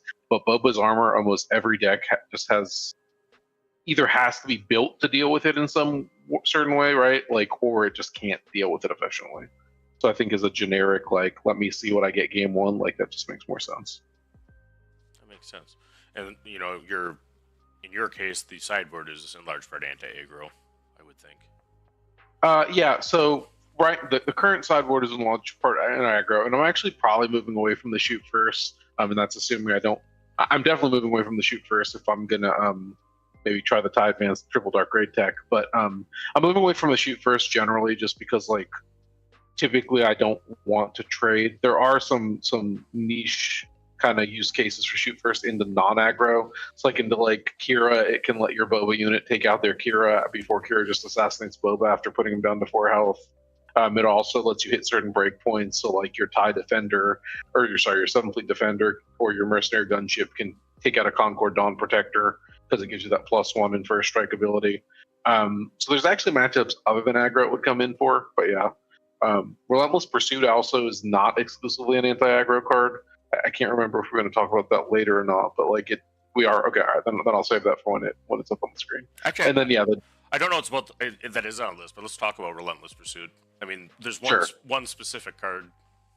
Yeah, so I think it is a great answer to Chillsdens, because basically since you will capture the Chillsden when he's a 5/5 or a 6/6 or whatever reason, you just don't want to deal with him. Even if they free him later, he doesn't get his one plate effect again, so he comes out as a 2/2, which is much easier to deal with. It's one of the last cards a Hondo deck wants to see, is Relentless Pursuit. Right. I can say I play a fair amount of Hondo. And then what other uses though? So I mean, Relentless Pursuit. I mean, you can also obviously use it just like make a big tempo shift, because like if you do capture under a bounty hunter, it's also going to give you a shield, and then you're almost like 3-for-1ing if you really need to, because then you've temporarily removed the unit you've captured. They're probably going to have to run at least 2 things into your shielded bounty unit, and then sure, they eventually get their captured unit back, but by that point you're either ready to kill them or just bounce it anyway, and they just like, what do I do now, So it does have a lot of use, and like it can, because it is cross arena, right? It can be space to ground or ground to space. You don't even necessarily have to use it as the bounty hunter synergy to get value. Sometimes it literally is just get something out of the way so that you can swing their face. All right, yeah, and I as playing Sabine, I mean that card when going on Toro in one where a lot of times actually I think Sabine is the control into Boba, which we all agreed on. Before, but the shield is obnoxious. Right, and if they are having to play the kind of the control role, the shield definitely makes it harder for them, and then they almost have to do a reevaluation. Like, do I just want to race? Because if I'm having to throw multiple attacks into one thing, it really puts them behind. Or if he's buffed, you lose. Bobby, do you play that card, Relentless Pursuit? I was playing it at Gen Con. I like having access to it, but it didn't. The main deck I'm playing now is a little tight on space with the 9-card sideboard plan that kind of, at least for like the control matchups, you're trying to dodge the Chillsden plays and kind of attack from a different angle. So I don't have it in the current list. Are you bouncing Chili? Yeah, you'll either bounce it or race them, which is also kind of what your deck's good at. Or go space, right? Because that's what the 9-card sideboard plan's for, going space. So it's different ways to approach kind of the same issue. All right, so completely fair and balanced leader Boba Fett. Love to see it. Yeah, I'm not sure like why all the other leaders are so like weak. Boba's just the gold standard, right? Everyone should look at that. Well, can't imagine not having their 11 total stats distributed on your on turn 5. Yeah. It doesn't make any sense to not do that. Yeah, turn 4 actually. 5 resources. Yeah, sure. 5 resources. Yeah. We don't have to wait that long. For. But you can play it on turn 5 if you're really feeling it. Sometimes. All right. So one reason I think I suck at piloting Boba is navigating flip turns. I mean, what do you think about when you're navigating a flip turn? So Boba's flip turn is one of the most powerful flips in the game, because like suddenly instead of spending a total of possibly 5 resources, you're looking at 8 resources when your opponent is only on 5 or whatever. So it's just like a huge advantage, right? So what you have to do is you look at your hand and you say, how do I spend as many resources as possible? and sometimes you're only going to get 7 out of it. Sometimes you'll get all 8. But yeah, so you want to sequence in such a way, if you can, that you're going to be able to spend 3 more resources than your opponent, essentially, which is just a huge tempo shift. And then on top of it, Boba's coming out, like we said, as a 4/7, and he's usually pretty hard to deal with immediately. And Boba Fett, as a hilariously imbalanced leader, it goes along with the typical comedy trope of setup punchline. So you want to set up your Boba flip with one of your things, and then you play your follow-up as the punchline. So right. So, so what are you leading with, too? Because most of the time you play a card that makes something leave play, and then flip. Right. And it's gonna obviously board state, and I see myself freezing. Hopefully, I'll unfreeze in a second. But yeah, you can use something like a waylay, right? That bounces something, and you immediately get a resource back. You can play a Cantina Bouncer, bounce something, and get a resource back. If you already have units on the board, there are certain situations where you are maybe going to kill another unit, like play a unit, trade into something with an already existing unit just to maximize like this massive resource gain turn. Because though we are an aggro deck and we're usually using face, like on that flip turn, that's kind of when you just take control of the board completely if you haven't already. Shoot first is free, right? If it kills something. Right, and that's on any turn really, but yeah, certainly on the flip turn. And then I was so I've played some Boba Fett in my day, and the card Waylay sometimes like comes out of the deck, but I see that you guys are just main decking that stuff, and it's like it's related to what you're talking about here, which is like you getting value out of that ability is like fundamental to what he's trying to do, right? Like, yeah, I would never cut Waylay. I don't think there's any meta where I would not be running Waylay, especially in a double yellow list, but probably in any Boba list. So, and like with the math, the Waylay, unless they manage to get Boba before attack, will eventually be free too, right? Because it's one. Waylay plus Zuckuss is a pretty messed up flip turn. Right. And like, because remember, you can spend 8 mana in so different ways. We're talking about resources. Sorry, we're talking about 3 and 5, but you can do 4 and 4 with like a cunning and a forlom. You can do 3, 3, 2, like with a waylay, another unit, and like a Boba's armor. There's tons of ways to just say, I'm gonna basically play out half my hand or my whole hand, and you're gonna sit there and say, huh. You just played almost twice as many resources. I guess I have the initiative next turn. Right. Cool. So you're counting to 8, right? So that makes sense. Sometimes it is very challenging to count that high, but how often? It's one more than our health. That's the truth. It's true. Okay, thank you. They probably fix that. Maybe in a red. How often do you get pillaged? Not super often, and like I mean, yeah, I've been pillaged before, but not. It's probably after the flip turn, and if they're doing it after the flip turn, and I've just spat out this huge like amount of cards, they're kind of falling behind if they're just gonna let me have this board and spend most of their turn taking away my cards that are not already on the board. Sometimes your flip turn's a little less good when they pillage you, but you just keep the thing that spends as much of your mana or resources as possible. So. That's right. And like again, if they do pillage on the turn, you're flipping Boba. It's like, cool. I've got a 4/7 that you're probably not doing anything about. So yeah, and that's Han, and I was there, but I had a conversation with Wu about that at one point on his turret stuff. But I mean, you got to look for all Bobas. But I mean, if they're at 2 cards, on their flip, then actually probably you should be doing that because there's not that much smuggle. They'll maybe hotshot you. Right. All right. Best card in the deck, Cunning. Maybe the best card in the game. All right. It's easily got a pretty crazy tool set of modes that are good in this game. You care about all of these things pretty frequently. So yep. So it's like the most flexible card in the game, has some very powerful abilities, and just stitches the whole deck together. It's ridiculous. It seems a little undercosted for how much you're getting. If you just like line up all those abilities, like how much do those kind of things cost? I mean, sure. We were gonna pay 6 for this. Reflex did, and I mean, there were Sat 1 people did. He's a monster. He's a very very good card player.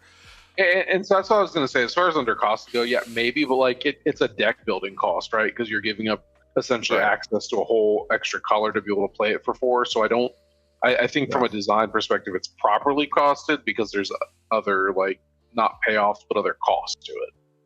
Like we had to play Swoop Racer in set 1. It was wild. Just to stay all yellow, right? Yeah. All right. So when are you using which?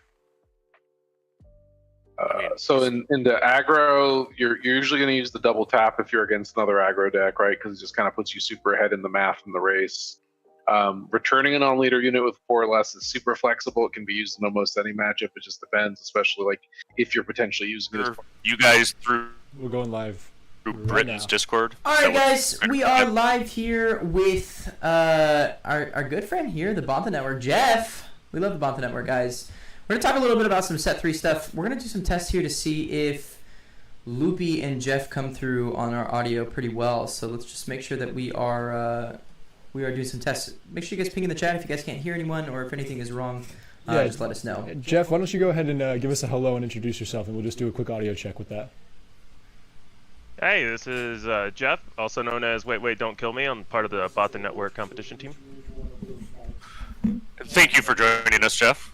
This is great being able to have segments in between the rounds here. Yeah, thanks for having me. I'm always happy to talk about Star Wars. And as an engineer, anytime I get to make PowerPoint slides, it always makes me happy. So, you know. PowerPoint slides. Well, you know, Bontha Network people, starting with Frank Myers in the Yellow Sabine Masterclass, the Blonde Sabine Masterclass, I should say, you know, have a huge tradition of showing up with slides. So I think that I thank you for continuing the Bothan way. Oh, you know it. So before we start here as to your content, what is the Bothan Network? So the Bothan Network is a competition team where our goal is to be the peak competitive players in the world. Basically, we now have some team members in Europe, all over the U.S. We also have a public Discord where we encourage people to come in and talk about their competitive decks, talk about their casual decks. We talk philosophy. We get a lot of data and analytics behind things like, you know, turn 1 plays, removal in control decks, like all kinds of things that we can kind of go deep into.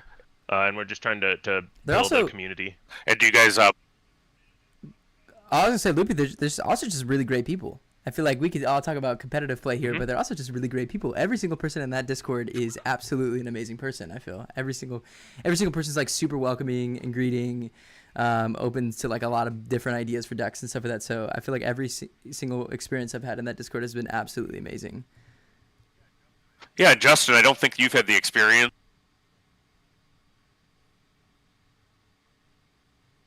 Oh, I lost Loopy here. I did as well. Jeff, are you still with us? Yeah, I'm still here. Loopy cut out for me as well. But yeah, that's one of the things that we're all proud of is basically the vibe check that we try to do and try to make sure that it's a welcoming atmosphere. And that goes for within the team as well as for everybody on the public side. Okay, well, while we continue to try to figure out this situation with Loopy, and it only is with Loopy, let's talk about what you got here. You're planned for us. We got some hero or villain. We're looking at some set 3 Chancellor Palpatine. Yeah, as soon as he got spoiled, he immediately caught my interest. I always like trying to do things that people think are kind of hard to figure out, and just taking a first crack at dissecting him is just one of the things that I really like doing. And I heard a lot of people say, I'm gonna let somebody else figure this one out. So I said, sure, let me take a crack. I've made 6 or 7 different Palpatine decks since he got spoiled. Holy shit. And so, yeah, I've done a lot of testing with him. And so I just wanted to go, and for people who may not be super familiar with him, I just wanted to start with like a brief overview.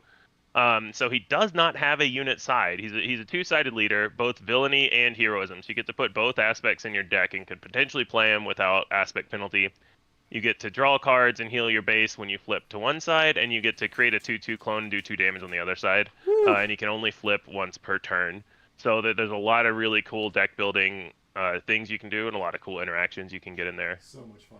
All right, give us the basics here. Give us the basics. What are we trying to do with Palp? Yeah, so if you go to the second slide on the basics, one of the really cool things that I like about Chancellor Palpatine is there are a lot of, for lack of a better term, derpy small heroic units that don't see play because they get easily killed. Yep. And that goes into like your alliance dispatchers, your Maz Kanadas, stuff like that. But when you're playing Chancellor Palpatine, killing those units is a real cost for your opponent because that lets you flip your leader side. So now you're making them make a choice. Do they kill your alliance dispatcher, or do they let you play something even cheaper? Do they kill your Maz Kanata, or do they let it grow to become a 7/7 that kills them in a few turns? So it's really cool. So you get to play a lot of cheap heroic units that are cool. And one of the fun things about it is you want to have ways to kill your own units, because a lot of good players will just not let you flip. They won't kill your derpy units if they don't need to. So that's where cards like Heroic Sacrifice or the Neutral Exploit cards come into play, so that you can force yourself to flip even if they're not giving you units to run into. It's similar to how in sets 1 and 2, if you played against someone that played Super Laser Tech, people would just not go to ground and not give people a target. You could do a similar thing to try to play against Palp, so it's really nice to have ways to kill your own units to let you flip. Now the two sides aren't the same, right? One of them is a unit dying and the other is a unit played. It's not a unit played, it is a card played. So that's why I have here, you want villainy events and cheap villainy cards. So you need either a heroic unit to die or a villainy card to be played. So something like No Good to Me Dead. You play No Good to Me Dead and you can flip Palp back over. You play, I've had a lot of fun with the droid deployment, where you create 2 droids and then you flip them over. And when you do that, all of a sudden you have 3 units. You have a 2/2 and 2 1/1s out, and now they have to worry about all the big exploit things you can do and play a 2-cost heroic unit after you flip. Something like a Sabine unit or whatever, depending on what colors you're in. So there's a lot of really cool options you can do. You can even go droid deployed, and that guy left for 2. Like that guy has been amazing in testing so far. So speaking of deployment, though, you actually lose that entirely. So right? So I think there's a couple of things to think about when you're on Palpatine.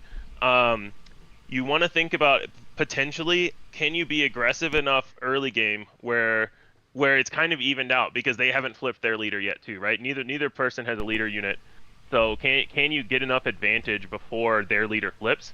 And then the other thing is, can you get enough value by being able to play both sides of the fence to make up for not having a leader? You can get value either by drawing the cards or by overwhelming barrage on it. That's not a play that most other decks can make. So can you combine the hero and villain units? Can you get a taste of a unit that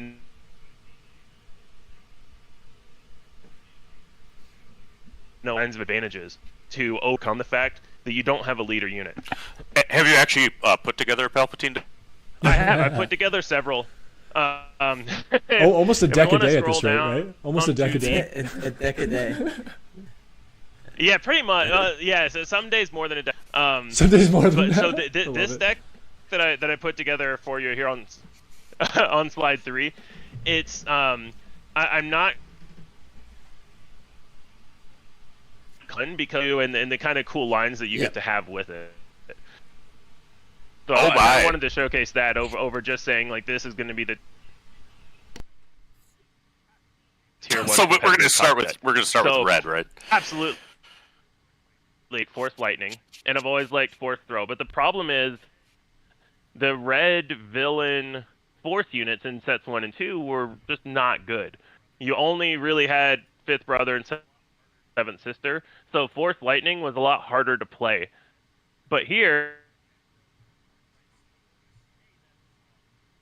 you're gonna Force Light, and B, you really get to explore the world of red villain with some of the more interesting Force units.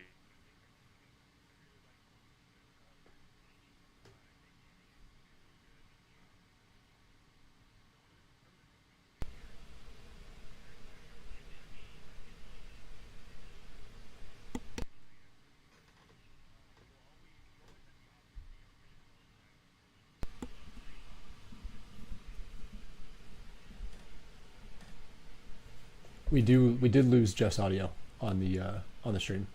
Hey Jeff, by the way, we're losing your audio on the stream. We're trying to figure that out real quick. Yeah. Yeah, but it's no biggie. We'll make do. So this whole Palpatine situation, I saw somebody send a It's message something to earlier. do with the connection issues. It has to be through Discord, and I think we have to find another way around that because it's just seeming to be a Discord issue. Where I'm getting a clean audio in on my end. I'm hearing you guys 100% through my headset and being able to hear everything. But it's strictly just, I think it has to be doing something with Discord. I almost wonder if we should be doing Ninja video to get some of the audio. And Loopy says he knows. I'm gonna test one thing here. That may Yeah, I'm still here. I haven't messed with anything on my end. Yeah, it's just a bandwidth issue on the computer that's taking in the Discord calls and streaming out all of the assets. All right, so the concept of Ezra using Force Lightning is kind of a sick thought, Jeff. So thank you for that. I wanted to, yeah, exactly. I wanted to get some lore stuff into my deck building as well, and not just the competitive aspect. Ezra with a fallen lightsaber kind of thing, you know. Right. All right. What other decks you got? A Twin Suns deck. That sounds like something that's good for Bucketheads. Yeah. Oh yeah, I wanted to throw this in as well since we're on the Bucketheads. Get out my swamp. Yeah, so right before we get started with this, Jeff, before we get started what do you with have this, there? You get to yell, "Get out of my swamp!" You know, that's wonderful. So that's a call out to George the Hulk, if I'm 100%. It's a call out to George. Yeah, if anyone doesn't know George the Hulk, he is an amazing player in person that's on the Botha Network competition team as well. He's really well known for his blue control decks. He invented the Vader blue deck that rampaged through set 1. And as an homage to him, I can only ever play Dagobah Swamp as the blue base whenever I play any blue deck. You know, I do the same. I had Swamp Han, throughout set 2, as my Han blue deck. But what are you looking to do with this Twin Suns deck? So the really cool thing here is with Twin Suns, before set 3, I feel like it was hard to get a high density of Force units to play a lot of the Force cards, like your Force Throws and Force Lightnings. But now you have so many, I had to cut a lot of Force units for this deck. And you...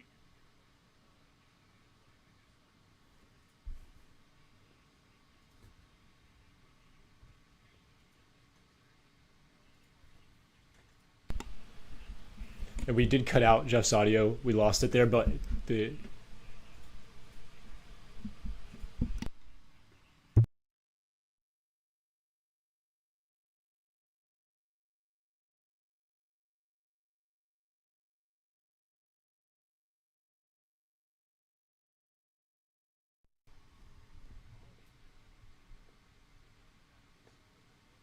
Yeah, but now it's their problem because if you don't hear them, because I fixed it, it was working fine.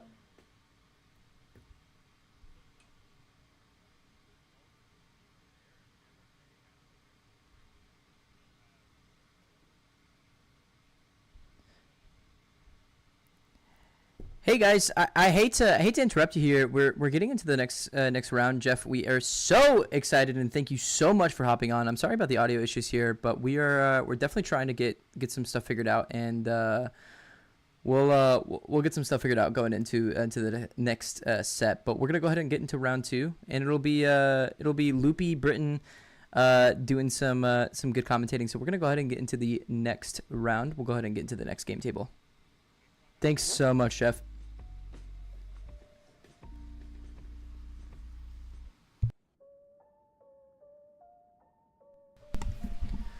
All right, Loop.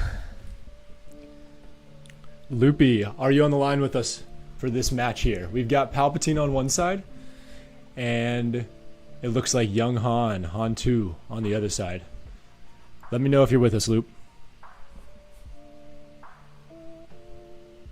So I do know from we got nameplates from Alex, so we're gonna try to figure this out. But we have a double green Palp and a wow, the double green aspects or the double aspect colors here. The Han double red is really crazy. Yep, it's a deck that I think Wu was on the beginning of set 2. It's an aggro deck. It plays Rancor, plays some other stuff, and of course plays aggression and the cards that you would expect out of there. But it's got kind of that little ramp, the painful ramp thing that Han 2 can do. And we actually are seeing double aspect on both sides of the table here. We got a double green Palp, and we got the double red Han. Jeff in the chat says, thanks for letting me talk as much as anyone could hear. We could hear you for the most part, and I think that you got a lot of future emperors excited, about the first heroism / villainy leader. And I think that Twin Suns deck was really cool. Twin Suns deck was insane. Also, the Get Out My Swamp was probably the best part of that deck as well. Yeah. Because I think it's absolutely true. If you could play a little bit of Shrek in your Twin Suns deck, that's what makes him so good. I'm trying to remember the last blue deck I made that didn't have Dega's Swamp as the base if it was a 30 point, so that's pretty cool. And I think we have Zach is the Han player on the top of the screen. We have Zayd on Palpatine on the bottom of the screen. It looks like they're shuffling, getting ready to go. This is round 2 of the Planetary Qualifier in Portland, Oregon. So, what do you think about this matchup, Britton? Ooh, we're about to ask you the same exact thing, Luke. Yeah, I mean, honestly, I'm favoring the Han here. Yeah, I think so. Palpatine certainly has some options here. I think that Palpatine really does need to get, a nice barrage off to clear the board and not take too much damage before that happens. Certainly the inevitability is on Palpatine. If this game goes long, he's got a significant advantage. Absolutely. With the big power green cards that we tend to see in double green. Yeah. Seems like we're losing a little bit of this overhead stream real quick. If we can get Leo back onto the overhead, we'll try to see if we're getting a little bit of just a freeze frame here. Yeah. Freeze frame. We're back into the game. So we have Sabine drop and a Admiral Piet Piet's drop. coming down. What are we expecting out of this Admiral Piet as an early drop? Do you think it's just something that the PAL player is just not getting straight out of the deck? You're really trying to drop that turn 1? My expectation is that's the only 1 drop or 2 drop that he had, but he likes some of the other cards. Maybe he's got a command, maybe he's got a barrage that he just is okay with not having the strongest turn 1 play. Piet, of course, is great late game. Once you get units that you can play for more than 6, he makes them all ambush, and we wouldn't be surprised to see reinforcement walkers in a Palp list. We wouldn't be surprised to see, even like Devastators, coming in. So the other things that can happen here is we can have things that give experience. I mean, both Command itself, which is the best card in double green, give experience, so that Piet might become the, butt-kicking Admiral. We could also have, like, a tie that gives experience. So, help with a Sentinel, Phase 3 Dark Trooper. Yeah, Jeff's saying Royal Guard, Piet into Royal Guard is the goal, but I think even getting a Phase 3 Dark Trooper is definitely a great supplement. And the Valiant Assault ship coming out on the space side and is going to use the Han ability. I love this card, and I think this card is so good, and that was the one card that I was kind of looking forward into this deck against the Palp double green, because you're getting a lot of Sentinel play. You're stalling until that top end late game, a lot of experience play, and Valiant Assault ship is such a great answer to that. And I think that's an excellent point, because Valiant Assault actually counters ramp in a way. It gets hits for 5 if you have less resources than the opponent. So Palpatine might think a little bit twice about ramping. He does hit the Phase Trooper into Sabine, clearing Sabine unit. He's going to take 2 damage, but it gains an experience. So there were some memes towards the beginning of set 2 about that being the same as a cell block guard. Well, I've never had a cell block guard hit for 11, which is something that I have done with Phase 3. So it's a little bit better, but it's better. Cell block guard plus, right? You had a great point, Jeff, in the chat about the Piet being an official. Palpatine decks get a buff to every Emperor's Royal Guard they play to 5 health, and it's a Sentinel if you see an official. They tend to play things like Piet, Colonel Yularen, who's an official, and of course Palpatine himself when he flips. And there is the Royal Guard. So the double Sentinel coming in. What are we gonna do here? I think we're on the side of Zach here. I think we're just gonna have to straight go space side here. I feel like, what are you gonna do going into that ground side? I mean, you play a K2SO, try to knock through, but you're really not doing anything there. Yeah, he plays Poe, which is as good as available. Poe would have the ability right now to attack and kill the Royal Guard, and also to use his on attack to clear the Phase Trooper.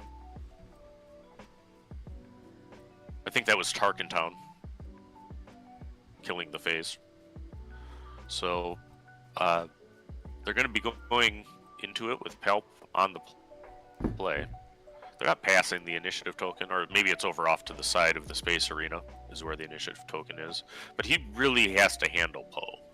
Yeah, but this deck is Research definitely catered to deal with units, especially at a weaker rate. I mean, you're talking about like Strike True, Command can come in. Oh, it can't affect the unique unit, but Strike True, Overwhelming Barrage coming into the 5th resource, and there it is. That's exactly what I was gonna say. Yeah.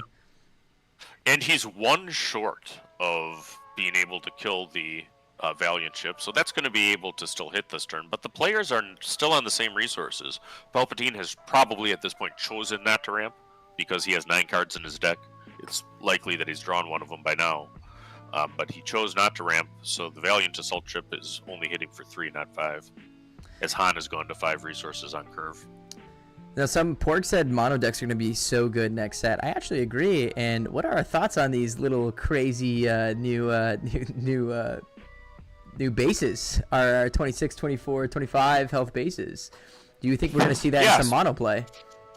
Yeah, I expect so. I mean, I think people are going to experiment. The most wonderful time of CCGs, in my mind, is that first couple of weeks of new meta, where you have all sorts of, new cards coming in. People are trying to find what works. I mean, you'll have kind of the strong contenders of set 2. Their updated versions will probably be the leaders out of the gate for competitive play, but there's a lot of new tools. The 3rd set, Twilight of the Republic, is very much a unique one. It has token units for the first time, and there's some really cool double green cards. There's a lot that involve, killing your units. Wrecker's going to clear Piet. Wrecker's going to come out, and he's going to use the Han ability on Wrecker as well. If you're the Palp here, I think you just end up crashing that, and that's exactly what you're going to do. Absolutely. Yeah, Palp knows that if the game goes long, he'll win. He can't take hits from Wrecker. That's a good call. That's a good play. So do we feel like we keep side skirting? I feel like as the longer that this Valiant Assault ship stays alive, is the more that this Han player has a chance to continue burning this game. Yeah. Though it has 1 health left. I mean, what you did really want to see if you're Zayd on Palpatine is you'd like to see like a super laser tech in this round so that you can then sack him and ramp and get the Valiant Assault ship out of the way at the same time. Yeah, I see Salacious in the hand of the Palp player Zayd. That works too. That will work, and you'll hit a little bit. It's a little counter aggro there. I love me a little Salacious Creme. Yep, and we got 11 damage on Palpatine's base. We got 0 damage on Han. Palpatine has been holding on, has put up a wall of sentinels in the ground arena in the previous turns, but is, looking to start his 6 resource turn. He has not ramped, so he's 2 damage from Palpatine. The other thing that, Palpatine might be thinking about is, well, that's a damaged unit that, I could steal with my Palp flip, so see what happens. I feel like the more I'm watching Palp players, I feel like a really, really good Palp player is a Palp player that is not afraid to take a unit that is just causing pressure on the board. I feel like a lot of players, or especially new players or mid-experienced players, are trying to get this big, juicy unit when they do the Palp flip. And I think that sometimes you're just trying to take a unit that is putting a lot of pressure on the board, and you need to alleviate that pressure. Swing some tempo in space. Yeah, and a shout out to Mickey D, who's a guy out of Iowa. I think he's got a channel too, which escapes me right now, but they did some tournament coverage. But he did an epic video on double green Palp towards the beginning of set 2. So if you're aspiring Palpatine, check that out. I actually got a showcase Palpatine 1 at the Chicago PQ. That was one of the awards at the Awesome Store Pastimes. So I got to get a Palp deck myself. Aren't you lucky, brother? Aren't you lucky? I'm a little bit jealous of that. And Aggression comes out from the Han double red here. He's going to end up readying the Valiant Assault ship, and he's going to destroy the Salacious Crumb. Yeah, you're going to obviously just end up sacking the board there. I think he's going to sack the Oinker to kill the ship. And Dead Pig, it smells like pork in Portland, Oregon, as we do the Planetary. I love that one. Jan coming in saying, I think traders here would be better. There's a chance. I haven't seen the traders in hand. He's saying that he did see the traders. I don't think he had the resources to play it. I think that's fun because he had already, done something. He had played the Gamorrean Guard already. So traders is 5. maybe that should have been done on the gun. There's an argument for that. So what else are we expecting out of this mono red Han? I feel like you already kind of seen the top end of the deck, which is going to be the wrecker play. So are we looking for more wreckers? Are we looking to go wide here in the deck? I feel like where I'm at right now is you kind of just need to start applying more pressure. Now there's damage on Zaid's base, but there needs to be a lot more pressure. You hit that top resource range like we're at now. What are you going to do against this? Yeah, I agree. He's got 12 to go. I mean, Palpatine does have heals. He's going to drop a Vader here on 7, which is good. If he pulls a Veers or something, he can hit Clear Han. But even if it doesn't, I mean, he's probably looking for a Sentinel to throw in the way on the ground arena. He gets a tie that gives an experience. Outland tie, I think is what it's called. And he gets a Crumb to heal. So he should heal down to 17, I believe. So he's going to go ahead and throw that experience token on the other Outland tie, and he's going to do the Salacious Crumb. Yeah. You know, are you... the funny thing is, the soft control deck here is starting to go wider than the aggro deck. And at full resources for Zach, you know, what are you trying to pull into your... personally, I think you're trying to, again, pull into a couple of units that you can sustain, something that's going to last a little bit, because one overwhelming barrage here in the next 2 turns is a board wipe, and you got to think Zach is starting to gas. And then the double-edged sword with Palpatine, Britton, is always, I mean, do you want to play that Rancor on the risk that Palpatine's going to yank it and, you know, smash your face with it? So, you know, it's a tough spot. I think Han really would have liked to do a little bit more damage here than what he's got. He's got a Han leader with 1 health left, and he's got a bunch of resources. Let's see what he plays. Wild Rancor would be a interesting... So it's going to go for the Partisan Insurgent. Again, I think that's exactly the play here, is instead of dropping something really big, you gotta just go wide and bait out something that is... And there's an aggression. So it's going to end up killing the Darth Vader off the aggression, and he's going to ready up the Han Solo. Yeah, he might sack that into Salacious Crumb. It wouldn't overly surprise me. Or he might go to base. I suppose he's got to go to base. He's got to win soon. So he's going to go to 25 damage on the Palpatine base. And if you're Palp, I think you're looking... You have 2 reinforcement walkers in the hand. So I think you're sitting in a pretty decently comfortable situation here. You drop a reinforcement, you heal, and then you just keep chugging it and clugging. You keep checking out those units on that Han Red. What are you going to do there? Yeah, so, I mean, the more copies of aggression that you can draw, the better. I mean, he's had 2 this game. He's just got to finish off the Emperor. We come to the crucial flip turn where Palpatine has 8 resources here. Crumb takes his care of the leader. Palpatine can deploy. But there's nothing to deploy off of. Again, we're getting Fighters for Freedom, which is a very scary card, especially when you're playing the double red white. It's a super scary card. So Reinforcement Walker is going to come down. You're just automatically just going to take the 3 health to base. You're going to need to. Yeah, just flip the card and don't even look at it. Don't tempt yourself. Yeah, no reason to. I think it was actually a super laser tech, which is one of the best cards to see flip over at that point. Yep, because it's an immediate discard and heal. So Insurgent's going to hit into base. This is the race. Now, there's another Reinforcement Walker in Zaid's hands, so I think he's kind of sitting pretty unless we're doing something that's going to deal damage to base. Now, is Daring Raid a common card that's being played? So there's another red hit from the Fighters for Freedom. Is Daring Raid a common card played in a double red deck like this? I think that you see Daring Raid quite a bit, and it gives a little bit of reach, and it gives a little bit of pinpoint emergency removal if you got to get rid of a threat. I think we have, 3 damage on Han's base, and we have 25 on Palpatine. Palpatine is looking to hold on for just one more little bit and stabilize here, but he's got actually a pretty scary ground arena that Han has built up. The crazy thing is, with 3 resources, well, they're already into the next phase, but 3 resources up. Oh, there's Timely Intervention. I think that's going to be a timely intervention. Oh, this is going to be a walker. Yep. That's going to be a huge play. He's going to heal 6. He just flips them all. He doesn't even think about keeping them all. Yep. Heal 6. Away you go. And you're killing He's going to go right on top of the Fighters for Freedom. That is the right play. So you absolutely have to. I mean, you got to think, if you're playing Daring Raid, you're getting damage on damage on damage on damage. So you just got to get extremely out of the range of anything that's going to finish you off. Yep. Anytime you can play a Reinforcement Walker where it can get played and then attack in the same turn. I mean, you're healing 6 or you're drawing 2 cards. And that's one of the reasons Piet's in the deck. And I think we actually talked about it as there. Pelp has gone down to 19, so has taken himself out of one action kill range. And I think that actually might be the play of the game with that reinforcement walker right there. Now, the reinforcement walker should have taken some damage when it killed the fighters for freedom. You know, hopefully they marked that. Yeah, I believe they will. Now, the partisan insurgent is going to get the boost on the with the red unit next to it, so he's kind of chugging and lugging, trying to get that damage back up. But ambush, there's that damage on that reinforcement walker. Ambush on reinforcement walker is a very nasty play. It's a super hard thing to deal with. And there's red 3. You're just gonna end up trading. Yeah. You're trying to. Yeah, he's got to trade the one with experience into it, so it does the 3 damage. But he does. You're just trying to trade as much as you can. And we'll see. I think that Han is probably pretty close to claiming here. Now, that turn really just kind of ripped away, you know, the feeling that he was probably going to win. Yep. You know, and now he's probably the significant underdog. He'd need a real strong, you know, response here to the walkers on the ground. So I can't. One is Walker, one is Texas Ranger, and they're both healing crazy.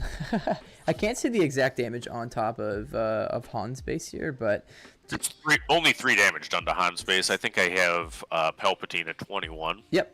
Damage. I see the 21. Yeah, we are in a tough spot, a tough road for Zach. I think if you're looking to, and you're just going to swing the reinforcement walker and continue to control the deck. Now, there is a part of this, and I think talking to a lot of mid-range, and especially control decks going into any deck that is trying to gas you, there's a part of this matchup where you kind of have to stop playing this control and start putting pressure on the base. There's a bit of mix. Yeah, he's got to turn the corner, and he doesn't yet. His first attack with the walker goes to clear the unit. He still has another walker available. He has not flipped Palpatine. I think that he'll be turning the corner with that flip happening, because at some point he'll want to take the extra 4 damage from Palpatine. 100%. Yeah, you're gonna have to, and then Wrecker comes down. Yeah, Wrecker can only kill the walker that's tapped. Yep. And that's unfortunate for Han. I mean, he would have loved to avoid the attack there. He might have to throw that other walker into Wrecker. Yep. Maybe he's got a barrage. He actually takes care of the partisan insurgent instead, which doesn't hit back very hard. We have a bunch of resources available still from the from Zayd here. The double Z names. And Wrecker, Wrecker is a big threat. I think he's actually probably going to be sequencing to steal Wrecker. You know, now that he played it. Yeah, for we'll sure. See what help. I think you need to. I mean, you already took care of one earlier in the game. It's very unlikely that we're going to see a third one unless you continue to stall this out. So he almost sacrifices his TIE fighter. He's so excited to get that Wrecker before he attacks with it. I mean, Han has claimed he needs to sack the TIE fighter into the Wrecker, flip, take the Wrecker, and then do as much as he can with the remaining 9 resources that he has available. What do you mean, Loop? Dude, Wrecker doesn't just look absolutely juice-magoosed.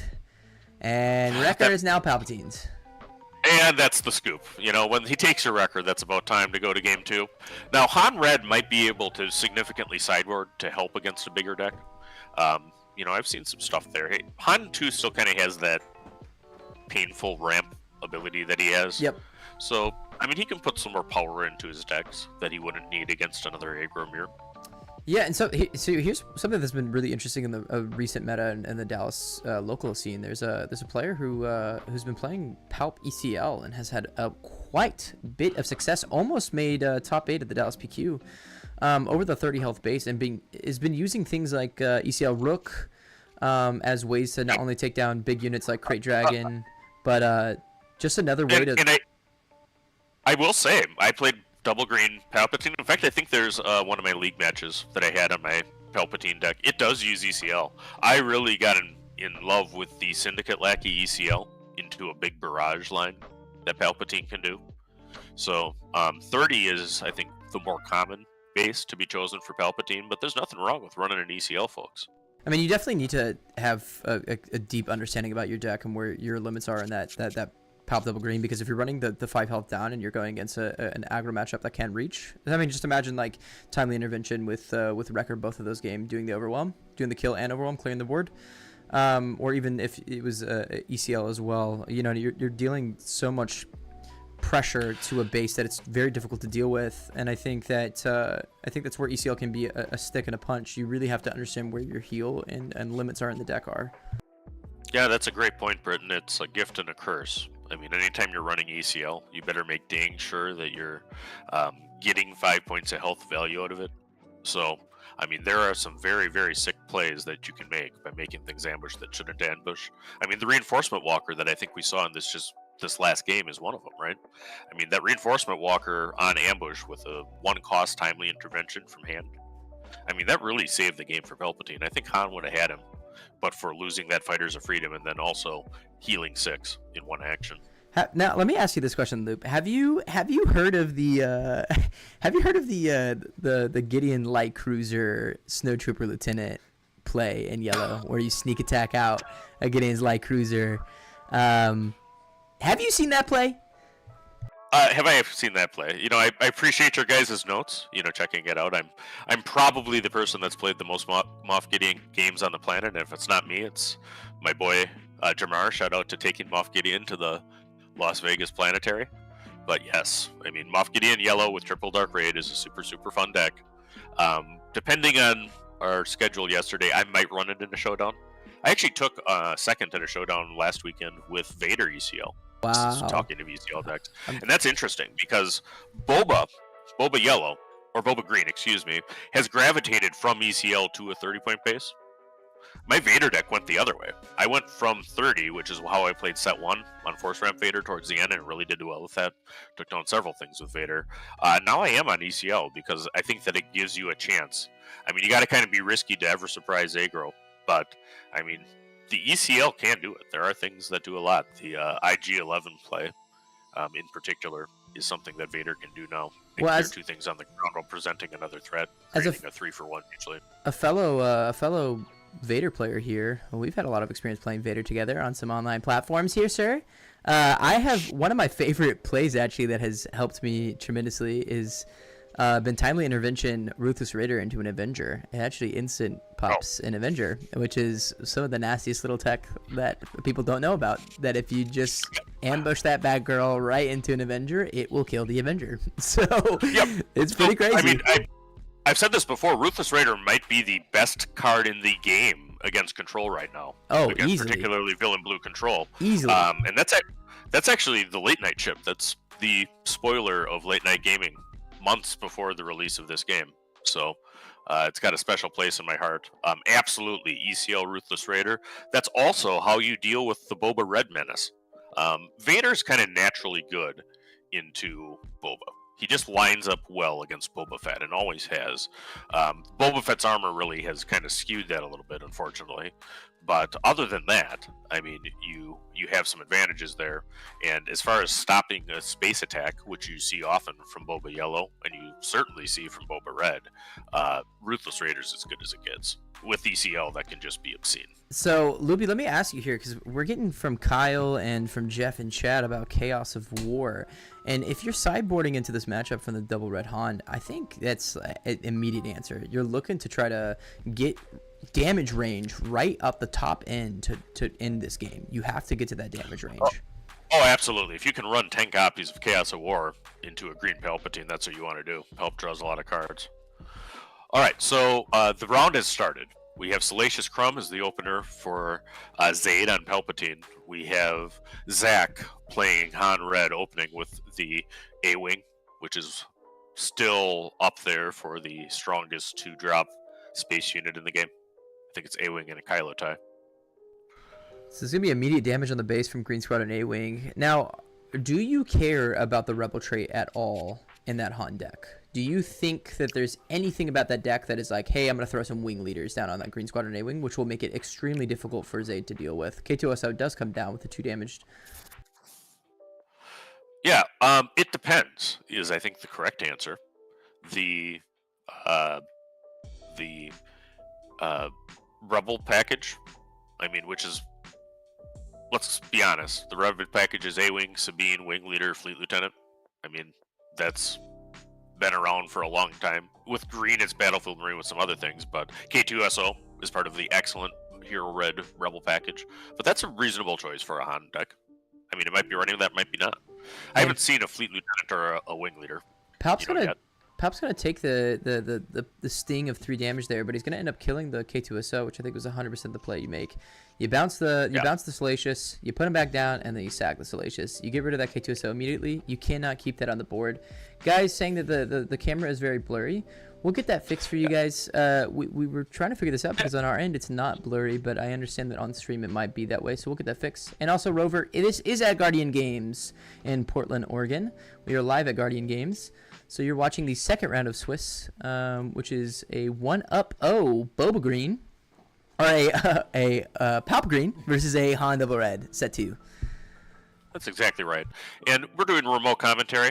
I mean, we're always at the mercy of the Ethernet connection that's fueling it. But Guardian Games was really great.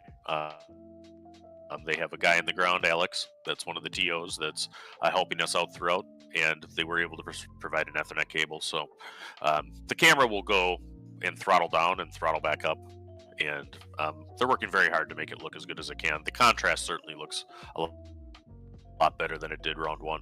So shout out to Leo and Justin, who I'm sure, working hard to. Says Justin has Boba on his mind. Yes, I do. I have Boba on my mind. Boba on my mind. 2 green Squadron A-Wings are also on my mind. And Enterprising Lackeys was something that I was expecting to see out of the Palp first game, and we just didn't get to see it. I think that is one of the strongest double green cards. It being such a low-cost 5/5 is unreal. Unreal. Yeah, I'll bet a nickel that we see Overwhelming Barrage on the. You have to. You have to. I mean, certainly if he has that play, I mean, that's what he needs to do right now, and that would be extremely strong. The Enterprising Lackey is a 5/5, and it can Boba Barrage for 7, which is enough. It actually destroys the space arena of Han. And that's exactly what happens. That is, there's no question and contention to that. That is exactly what happens in that line. So mail me that nickel. I think that was accepted. We'll be looking forward to that. There will be a bank statement. You should expect that bank statement to come in for nickel. The Valiant Assault ship comes down, and that is a ship that we were talking about in the beginning. Britain is the next to me typing it in. It's called Valiant Ass, which I don't think is what it is. It's a Valiant Assault ship because it's so good, and it's an undervalued card, especially going in a ramp deck, man. This is your bread and butter. You're trying to get 5 to base. It's just, what a unit. Yep, and I think that it's pretty clear that we have Zach on Han. I mean, he was planning space. I mean, he's trying to get to the Palpatine in space. I mean, he had a gigantic board as this turn started, and unfortunately for Zach, the barrage from the Enterprising Lackey was really able to do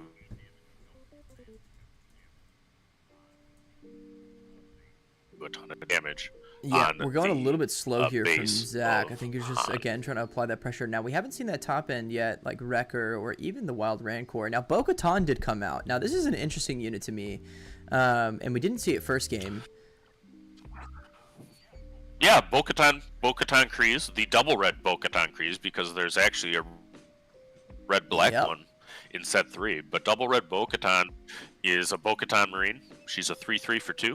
And if there's 15 damage on a base at the time she dies, for each one of the bases at 15, that she gets to draw a card. Yeah, now it makes me think that they might be intending set 3 Anakin to be double red because look at the 15 damage on base. That's Anakin's thing that you see through. I mean, wouldn't surprise me to see a pretty good deck that includes Bo-Katan there. So we did get a chance to see Zayd's hand here. Now that's 2 Emperor Royals Guard. We have an Emperor's Royal Guard, we have a Reinforcement Walker, and we also saw a funky little girl, which I like to call Fel the Dragon. Now, I know Fel the Dragon gets slotted in, especially in these double green matchups, as an off-aspect card and penalty for that.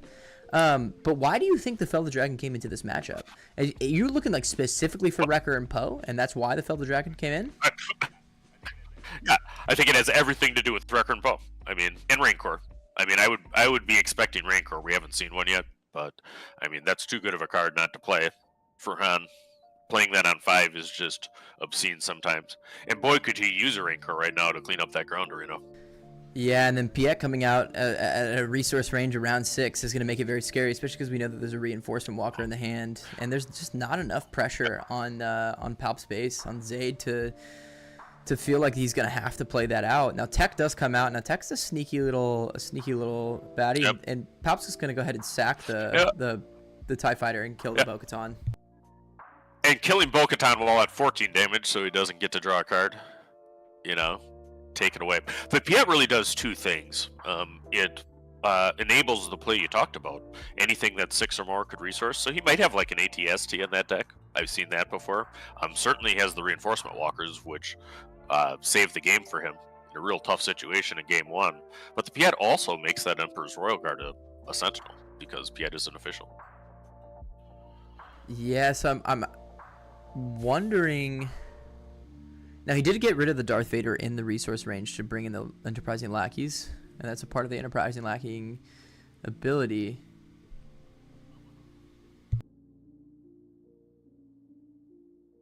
Whenever you see, and that's a great play, and that's kind of high-level Palpatine play from Zayd, but when the Enterprising Lackeys dies, you get to pick a resource to put into your discard, and then you can have several cards in green that interact with the discard.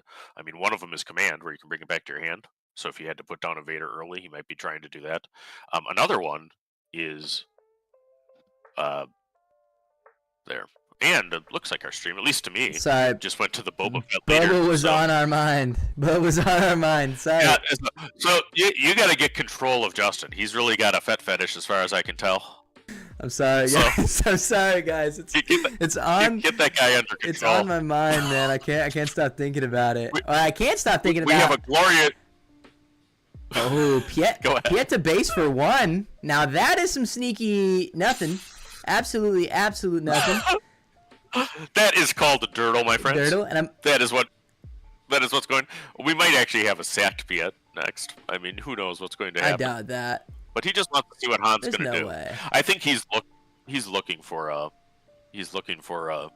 Han to play out like a wrecker or something. Moises can't get away from these Bobas. Nope, you guys love them, and I got that Fett fetish according to Loop. So, and Maul comes down. Double ambush. Actually, guys, if you guys don't know, double ambush is a real thing, and it means that you can ambush twice. And don't listen to me because that is a joke. So Maul is going to go ahead and ambush into to Han Solo and overwhelm for 1. So the cries of 1,000 judges in the judge Discord, just off all at once. There's great disturbance in the rules. I'm really trying to get national stream. Trying to get a showdown. I'm trying to get a showdown judge call where someone goes, "Hey, I'm trying to play a double ambush play here." See what happens. Yeah. Now we have 4 damage on top of Zach's base. Zayd is just in control city here. He's going, how can I take care of this control? Yeah, and actually in the pool of contestants today in Portland, I do think we have the Gandork Nicholas Nelson probably on Big Gar Saxy. So he might come over and just flip table 1 if that kind of stuff still goes on. Dude, now he does an excellent job keeping everybody on the same page. 2 Valiant ass ships, and that's a really big thing here, especially if you're going to go down the resource range against the Palp. And I think both games we have actually not seen ramp out of this Palpatine. Almost both games. Yeah, and I think that he might have sided some out. I mean, it wouldn't surprise me that he sided out his resupplies because it does nothing to your board. Palpatine's never going to side out super laser tech. It's just better in Palpatine than anything else. He's got to find an answer for space. I mean, you have 2 saboteurs in space. Let's see if Han goes up. I think Han will stay at 6. You have to. Palp's got to go 7. Yeah. So he's got to play to his outs. He can do 10 damage if he has less resources than Palpatine. How this works is the player with initiative actually has to decide and resource or not before the player with. Yeah, it's the active player. Heroic sacrifice for big heroic 7 into base and a card draw. This is where Zach says that the turning point has to turn, and he has to make that happen. And we're at what 24 damage on that on Zayd's base here.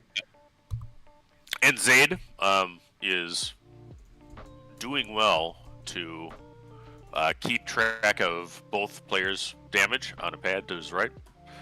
He plays a reinforcement walker with Piet, so it's ambushing over the Peck to clear the tech. And he again heals 3, so undoes 6 of the 7 damage that the Valiant Assault chip. Yeah, that's a frustrating one to deal with. I mean, you got to be dealing with that that Piet at that point. I feel like that's one of the plays in the aggro matchup. I mean, it's hard to deal and get over the Emperor's Royal Guard in that sense, but it's one of those plays that you're trying to get past because you can't allow a reinforcement walker, or you're trying to force a timely intervention at least. Is that resource up? I mean, you just can't allow something like that to happen to continue going forward. Yep, and I see D-House from Unplayable in the chat watching from a hospital room doing the distraction. Our prayers are with you, buddy. Absolutely. D-House actually did commentary in Baltimore with me and dealing with a family medical situation, so community's rooting for you. Yeah, absolutely. Fighters for Freedom is going to be stolen All by right. Palp. So it's Fighters for the Empire now. Valiant Assault Ship. Yeah, the for Fighters Against Freedom. Fighters Against Freedom. But Palpatine's at 27. I mean, a Chaos of War could end the game. Chaos of War could end the game, but look at that nasty little dirty ground unit side of Zayd right there.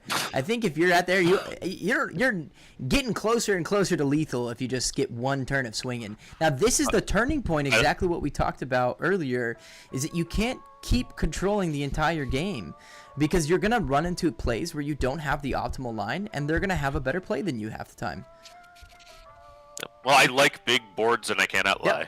And, Palpatine sure has one on the ground arena.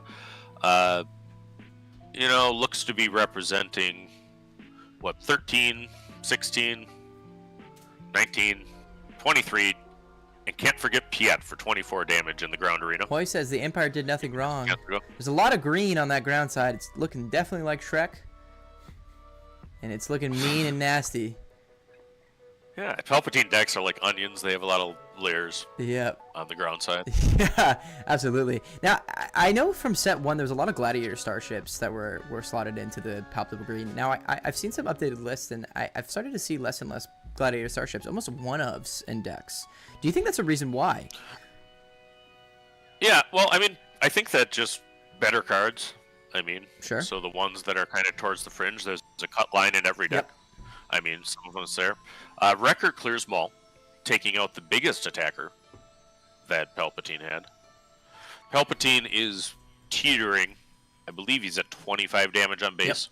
We don't have the late night dials there, but the supplied commander dials, for us. Do you just... I'm actually probably just going to send some late night dials to Rebel Trader, who does such a good job on, getting to streams. So that we have the Emperor created millions of construction jobs. Guys, this is a Rebel stream, all right? We're not an Empire.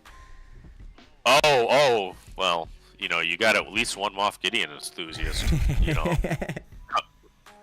coming out here. So, one of the best things to do with Moff Gideon is you beat a meta deck, which it does because it can punch you and it can high roll.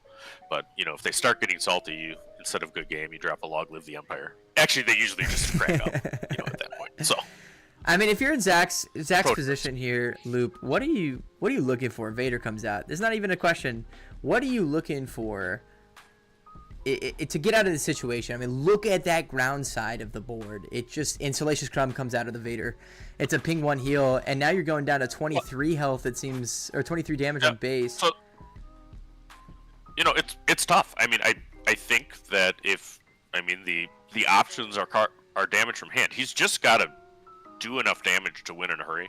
I mean, Han 2 in red cannot ECL, so he can't damage unless he has timely out of friends, and he scoops. Which, I mean, he needed a for a cause if the deck has it. He needed a Chaos of War if the deck has it. So what a great game, Palpatine.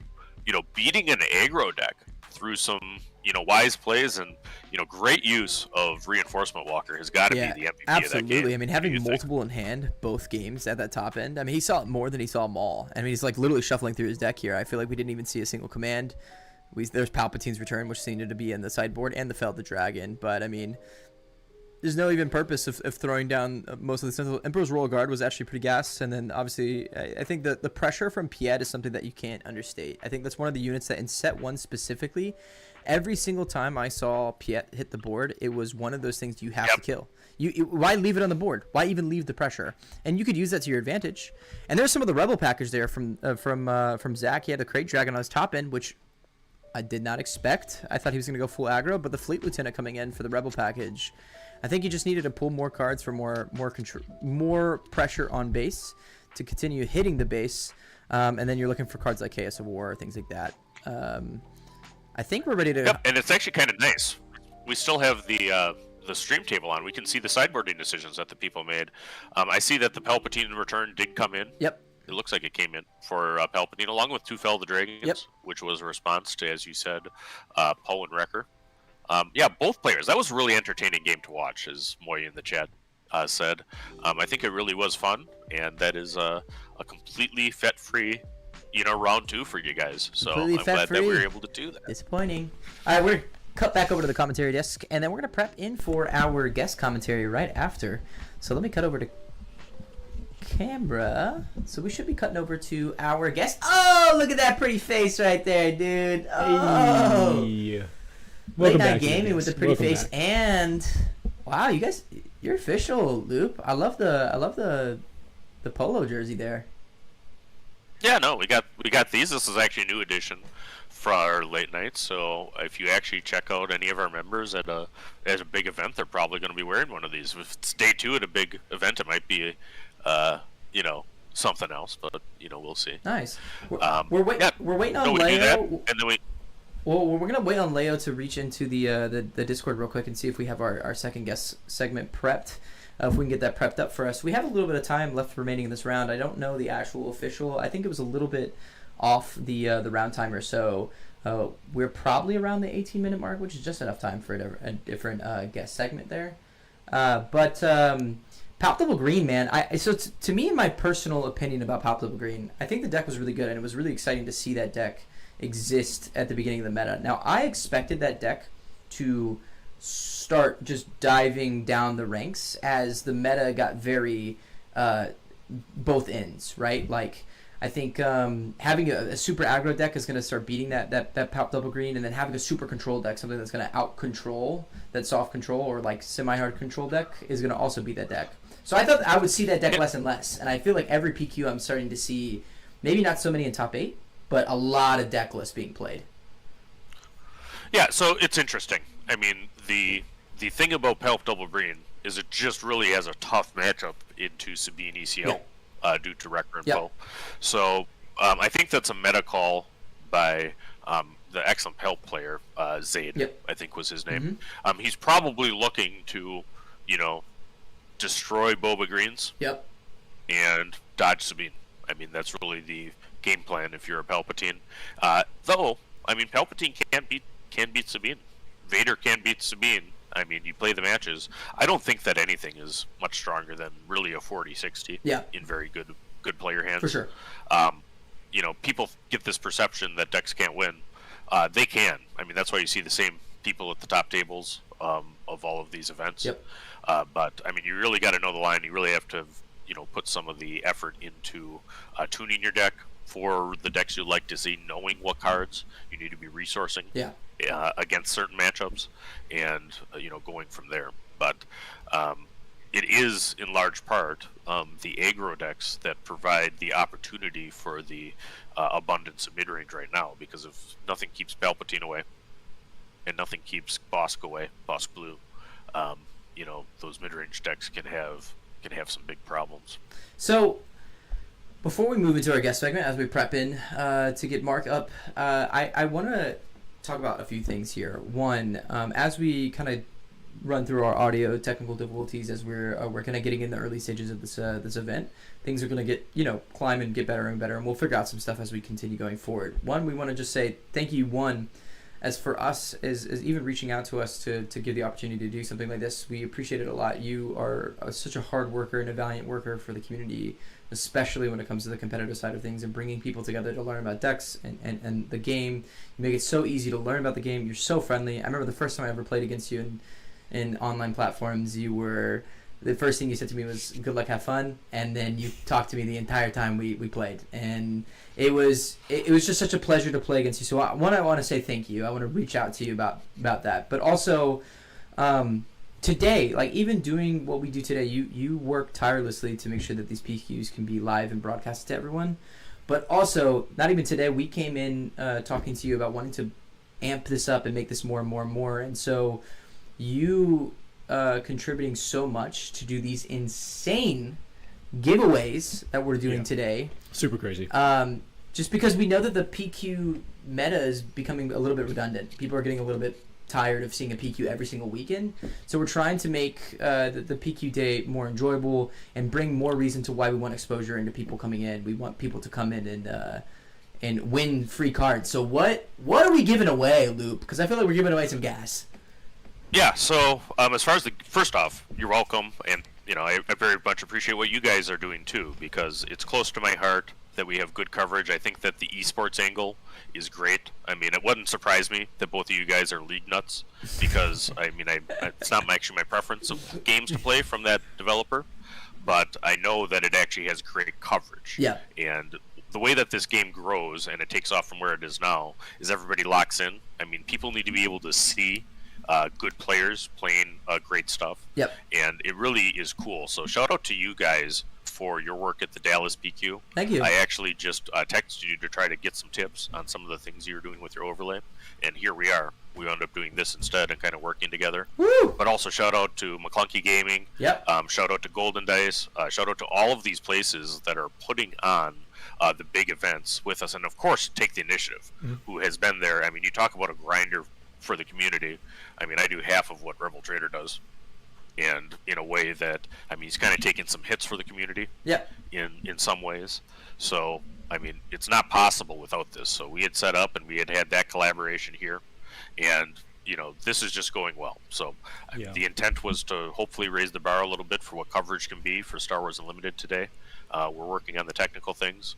We understand that there's some camera issues and audio issues, but you also got a man on the ground, Leo, who is kicking butt on working those through and doing some of these switches. So, yeah, I don't know if some people caught it, but Leo is actually doing some sharpness corrections, some contrast corrections throughout that whole game. So hopefully by the end of that game, it actually looked a little more clear than when you started as well. We'll get that figured out. Like we're saying, we're making improvements throughout the whole day here. Absolutely. I want to touch back on these giveaways real quick.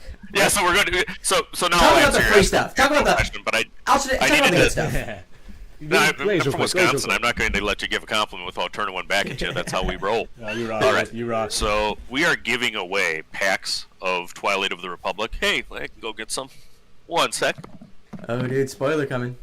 Spoiler coming. Just kidding. It's not a spoiler. You've seen the packs before, guys. So Late Night's contributing, I think, 18 total. Split up among 3 different giveaways of Twilight, and then we got Late Night tokens, which these are less a prize than just a token of appreciation. Actually, at the last Destiny Worlds, both players were using a Late Night token. No way! So, yep, in the final. Wow. So that's there. So that is primarily an initiative counter. And the other thing is with the Late Night token is you can flip it for initiative, because you know what a coin cannot do is tie. So you people rolling D6s out there, there's a better way. Ooh. That's a hot take. That's a hot take. And by the way, Boba take. Two D6s is also highly likely to tie. I play craps. I mean, 7 is very likely. That's not a word you can say when playing craps, but I mean, come on, folks, do things that can't die. If you're going to use one dice, call odd or even. If there's anything I know about the craps table, it's don't even mention anything about the dice around the craps table. Otherwise, you're going to get your head cut off. Yep. Though you can play dark side in craps too, so that's something that I've done. I had Vader on my heart.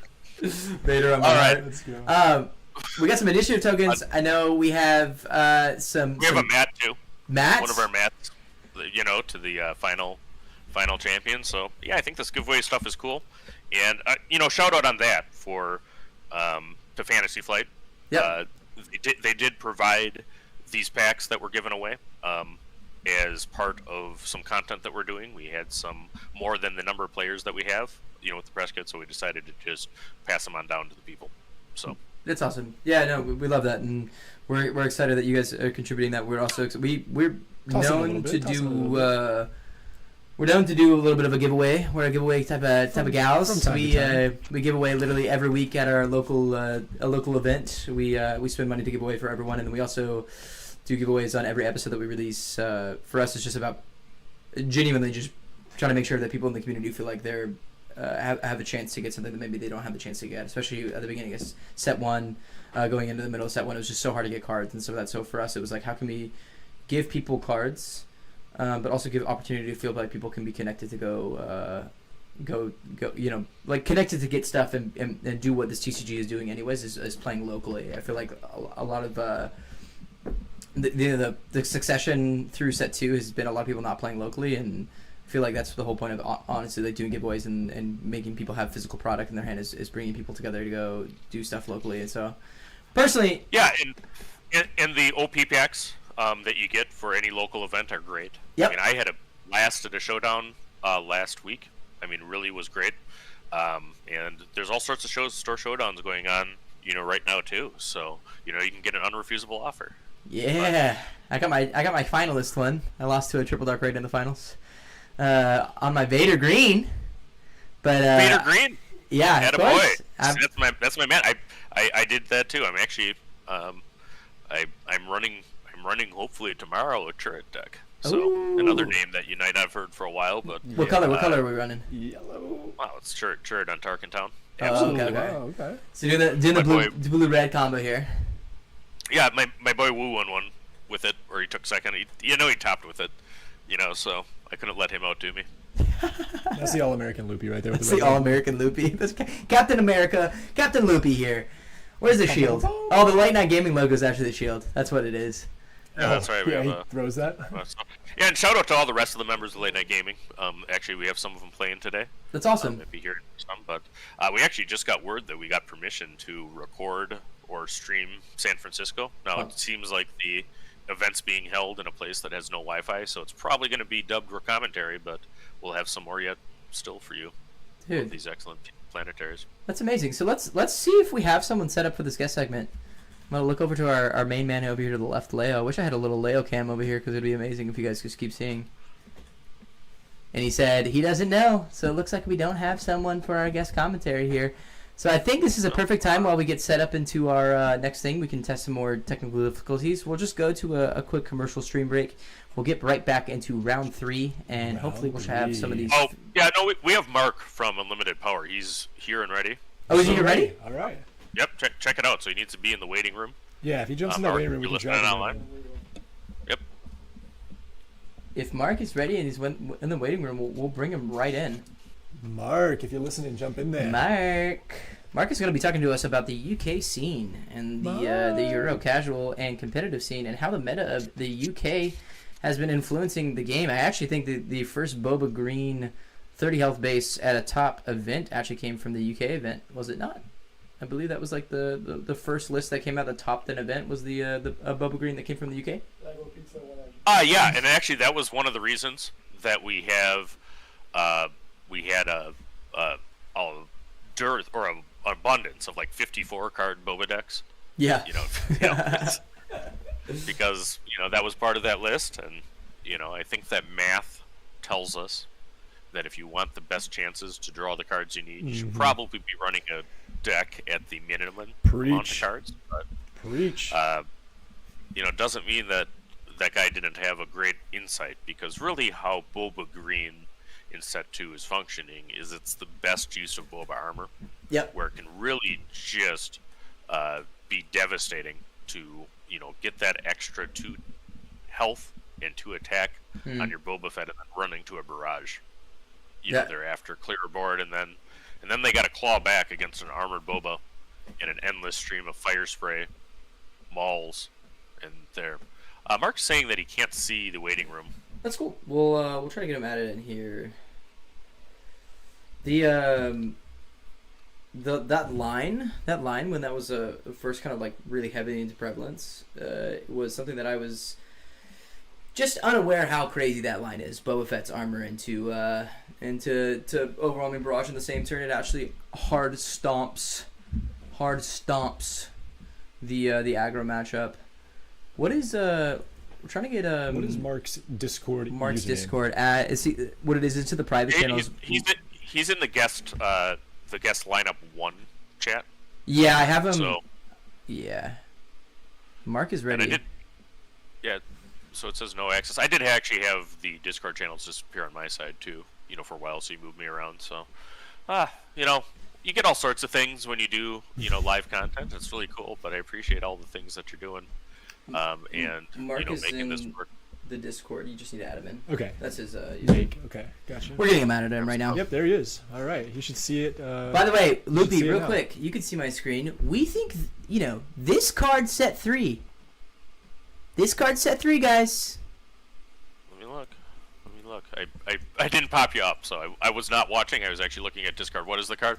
Admiral Akbar. This card set 3. Oh, you're gonna make me go upstairs and get my gigantic Akbar because I also have a gigantic Akbar. This Admiral Snack Bar right here, I think is gonna be hitting for a lot with some clone tokens there, doing some crazy clone token stuff.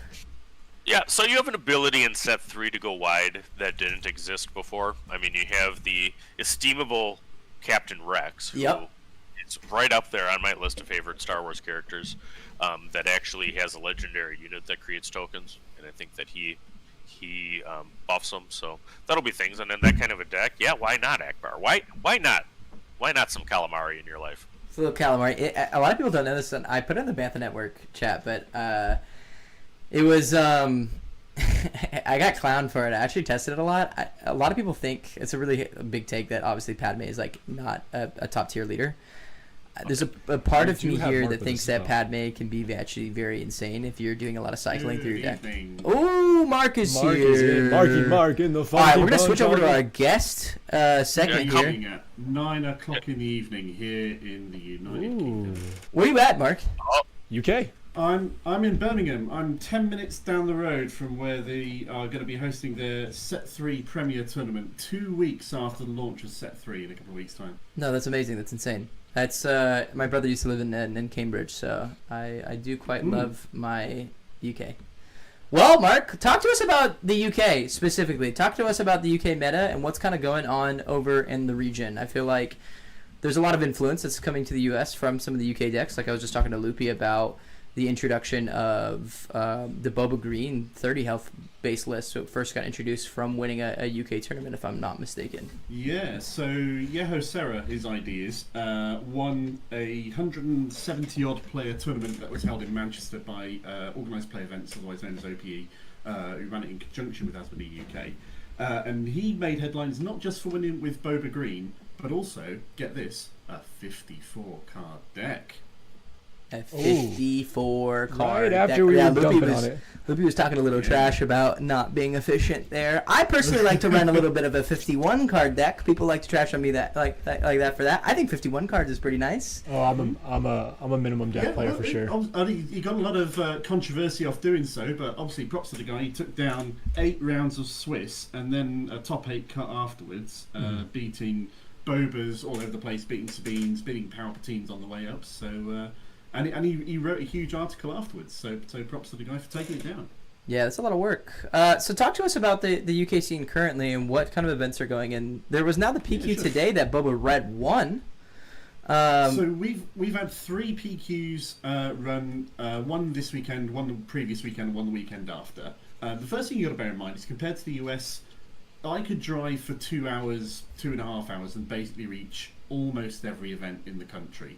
There's obviously a huge amount less people here than there is in the US playing the game, but it's a lot more tightly concentrated, and so all the efforts that people who want to run the games and events, all the effort they put into it goes into a much more sort of concentrated area. The second major factor is we got 2 professional companies running Star Wars Unlimited events.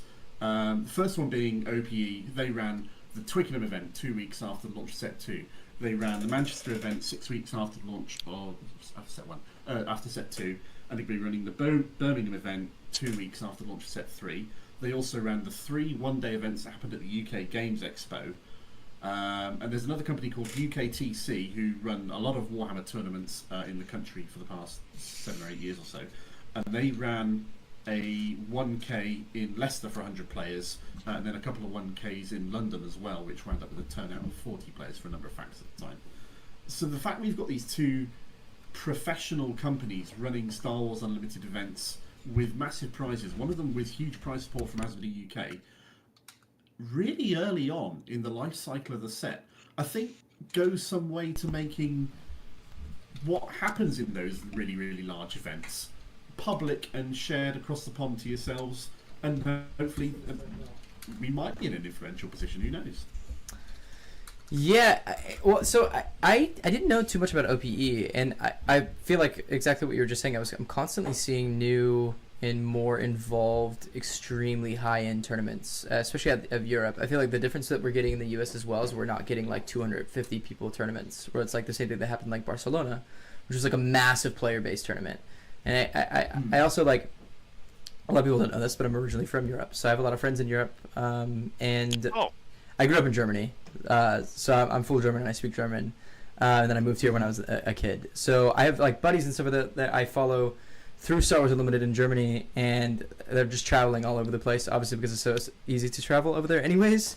But yeah, you get these like crazy 250 player tournaments in Barcelona, and then here in the United States, even with our PQs being at 120 cap, I think we're constantly seeing a lot of like 95 player tournaments, or like 115 sometimes. It was like 100. It was like 50 something or 60 something in Colorado, wasn't it too long ago? Speaks to the concentration though. Yeah, for sure. It speaks for the concentration. But what do you guys like, Mark? For you, what do you think is the reason why Europe is getting these like massive concentration of players, especially? So I'm more.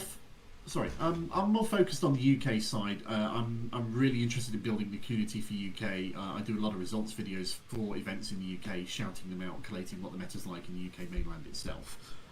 If you want a more broad Europe focus, then I believe the guest coming up in a segment or two, Thork, being French national but living in Republic of Ireland, is a lot more clued into what's going on in the European mainland than I am.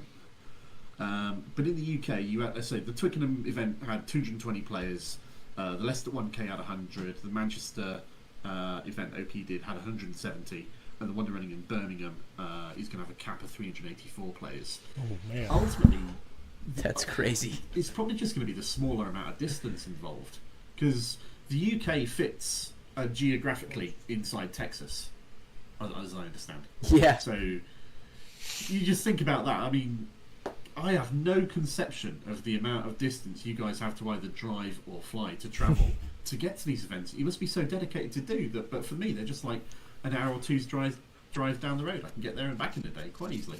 Yeah, I mean, for our Dallas PQ, we had people coming from all over. We had people flying in from the north. We had people driving 4 hours within Texas just to get there. Yeah, Texas is an unreal drive. Living in Texas, you can drive 8 hours through the state and still not be out of the state. Oh, yeah.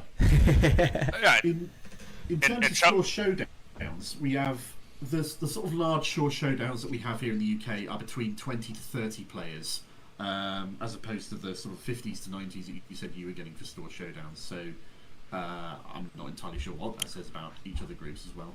All right, so I think that we actually have the players seated for round 3. That's right. Thank you so much for joining us, Mark, and keep up the good work. If anybody hasn't subscribed to Unlimited Power TCG, I put that in the description there, and he does an excellent job of tournament results from the UK stuff, and also has some very cool intro videos with open hand that really are good for somebody just picking up the game. So, Mark, cheers, thanks so much for joining us. Keep up the good work. Yeah. Thanks very much for having me. Hope the rest of the day goes brilliant for you guys. Thank you so much, Mark. Appreciate you so much. All right. All right, guys. All right. We can jump over to the table cam most likely because we are shuffling up decks and getting into round 3.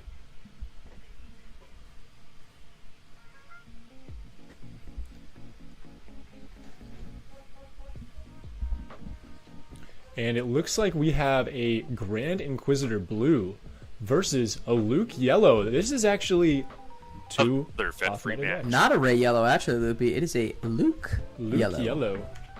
Oh, that is Luke yellow. You are right. Yellow. You are That's right. a little callback. This is literally a set 1 matchup right now. I don't know if y'all know this. So this is like. Did this boy just run the starter into the PQ? Is Levi running the starter into the PQ? Oh boy. And I would expect the starter and being on this table for the 3rd round, that would be a 3-0 Luke yellow. If we had the deck list, I would love to see if that was actually a starter. I highly, highly doubt that. But... The only upgrade he made to the deck is the hyperspace base. The rest is the starter deck. Would you imagine doing a starter? I feel like the first time I ever played competitive, I just ran the Vader starter deck, and I lost all games. So. Oh, I actually play the starters still. I typically will go to a starter deck. I have a starter from set 1 that if I'm teaching somebody the game, I like to teach it on the starter. And I've run into locals on the starter. you know, just to flex. Yeah, I keep the Luke Invaders pre-built as good well deck. to play with new people. I think the decks. I think the decks are great. I think the Vader deck I actually like a lot because it's very unit heavy. I'm kidding, pre-release flashbacks. Someone says, "Oh, dude, I remember honestly like when Grand Inquisitor Blue became such a big thing. It was such a menace to deal with because you're like, oh my gosh, it's getting so crazy. And the deck is so fast. Yeah. If you don't know how to deal with it. And that is a security complex. Yeah, how which cool is was so it rare. having a guy from England over here? I think it's really a priority for everybody in this community to remember it's a global game. And we have a couple of guests here that are staying up late in Europe in order to join us today at the Portland Planetary Qualifier. Yeah, it is awesome. Yeah, no, we really appreciate that. I love Mark's content. I love what they're doing in the UK. Actually, I'm in the UK Discord as well. It's a small. Yep. So we got some chats about this Grand Inquisitor deck. I mean, we'll see what Ned has brought to the table here, but I mean, really, actually, there's a Grand Inquisitor. This can be a very, very fast deck. So, you know, to where it's actually trying to push a lot of damage. The security complex plays better in Grand Inquisitor than any other deck because it offers you a chance to shield. Yep. Meanwhile, we got Luke on yellow, rocking the set 1 Luke sleeves. And that's a deck that actually has some tempo components to it, and probably has, you know, quite a bit of restore and heal. So we have multiple shields happening. Yeah, I'm gonna imagine that he's playing, and I even see the Grogu on the top of the hand right now, which is such an interesting card as it's coming more and more into meta. I feel like I'm seeing Grogu in a lot of deck lists, which include any tempo play. And it's just that toughness and exhaust, man. It's really, and I think it's gonna be great into a deck like this where you're readying up a unit off the Grand Inquisitor and you just exhaust it off that Grogu. Yeah, and we had a flying Hylabon Enforcer for a moment there. You know, put it into the space arena, but they correct over to that side. No, technically, whatever top side that a card is played to first defines it, not the man. But we appreciate the guys. So Hylabon's gonna go ahead and get readied up by the Grand Inquisitor. And it's a great unit with a bounty here. So, but I just don't see a world where Levi's actually trying to. And there's a desperate attack right off the rip, and he's just gonna go ahead and kill the Grogu. And I think that's the right play. Get mad, Grogu. You know. I have a Grogu right next to us. No frog. No, for you. no. No frogs for you. Yeah, I think if you're Levi, where are you trying to go with this play? I mean, it's a really smart play by Ned. It's just trying to control that. Grogu's a problem. Grogu does a couple of things. I mean, one thing Grogu does is that he exhausts things, which is real bad for Inquisitor, right? Because he actually has things that pop up late. The other thing that Grogu does is it wouldn't surprise me seeing the Luke deck running things like the Force is with me. Wouldn't surprise me seeing the Luke deck running Jedi lightsaber. I mean, he does have the Force take, so a Grogu with a lightsaber is something that is a terrifying concept. I mean, Yoda's 3 damage. Yoda's always a great unit to drop here, not only because of the restore, and there's going to be so much that's happening, especially the Grand Inquisitor awakening that 5th brother. It's just going to be really hard to deal with.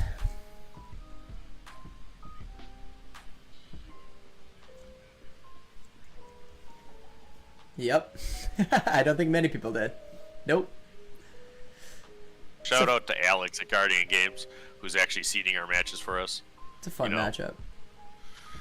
And there's the shield. The security complex is going to go down on the 5th brother, and I think we all expected that. Now, if I'm in Levi's shoes, are you trying to potentially wait for the upgrade like the Jedi lightsaber to drop on the Yoda, which is a very powerful play? Or are we just trying to sack the Yoda? Well, I mean, we'll see if he gets the opportunity. I mean, if he has a Jedi lightsaber, that's pretty good. Now, Mystic Reflection is huge right there. Yep. You know, a not often played card from set 2. But because he has a Force unit out, Yoda, he gets to give a make an opening type effect for 1. So he still has 3 resources left to develop his board. He clears the Hylabon, draws a card. So Inquisitor is lost his entire ground board. And there's Jango Fett dropped. We don't have a bounty on the board, so there's not going to be the overwhelm effect by Jango.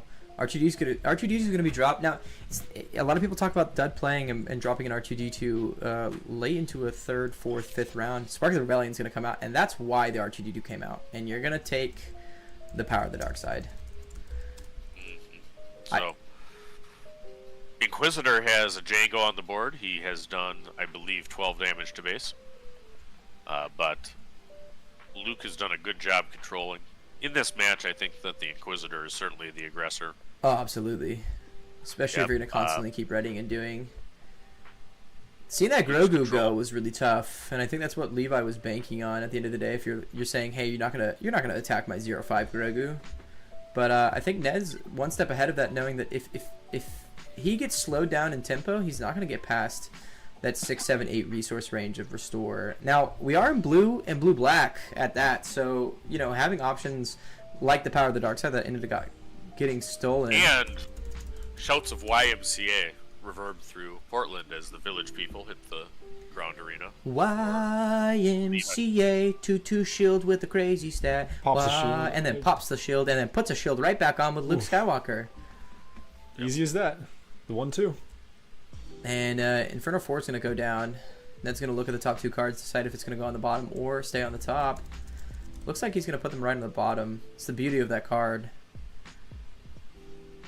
Yep. And he attacks R2-2 base to scry and do 1 damage. Wonder how many 1 damage attacks from R2s we had since the release of Star Wars Unlimited. Oh, it's got to at least count a million, you know what I mean? R2-D2 is wowing his way to a victory.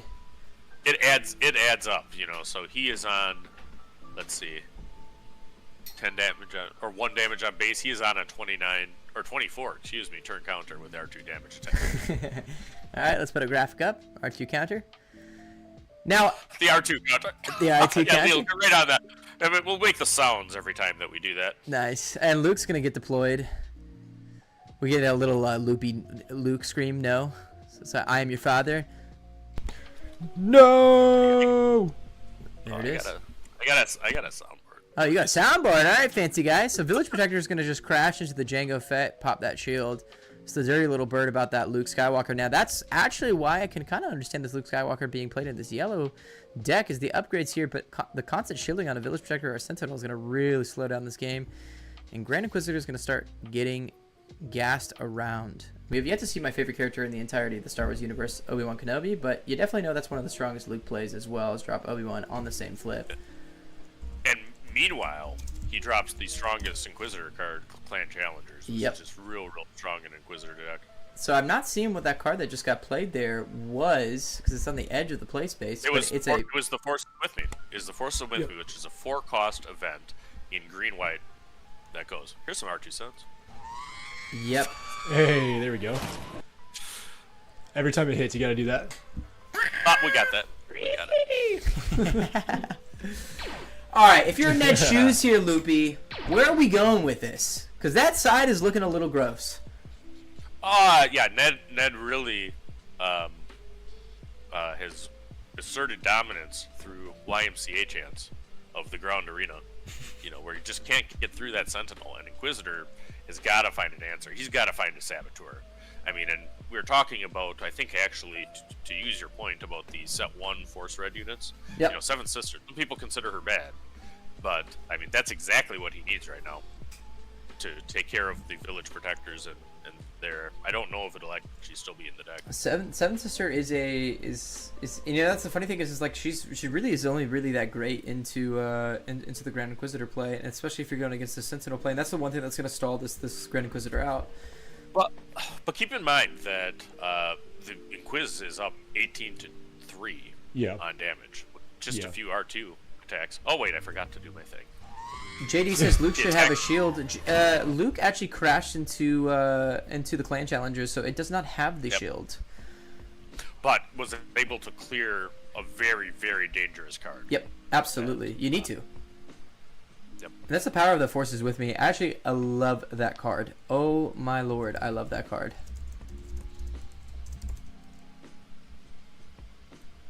So someone says, Brandon says so strange, and there's the Seven Sister, and the Force Stroke in the hand.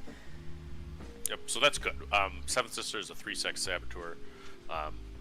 Really, the seeing the hand right there is very important. And that's all off of Kira.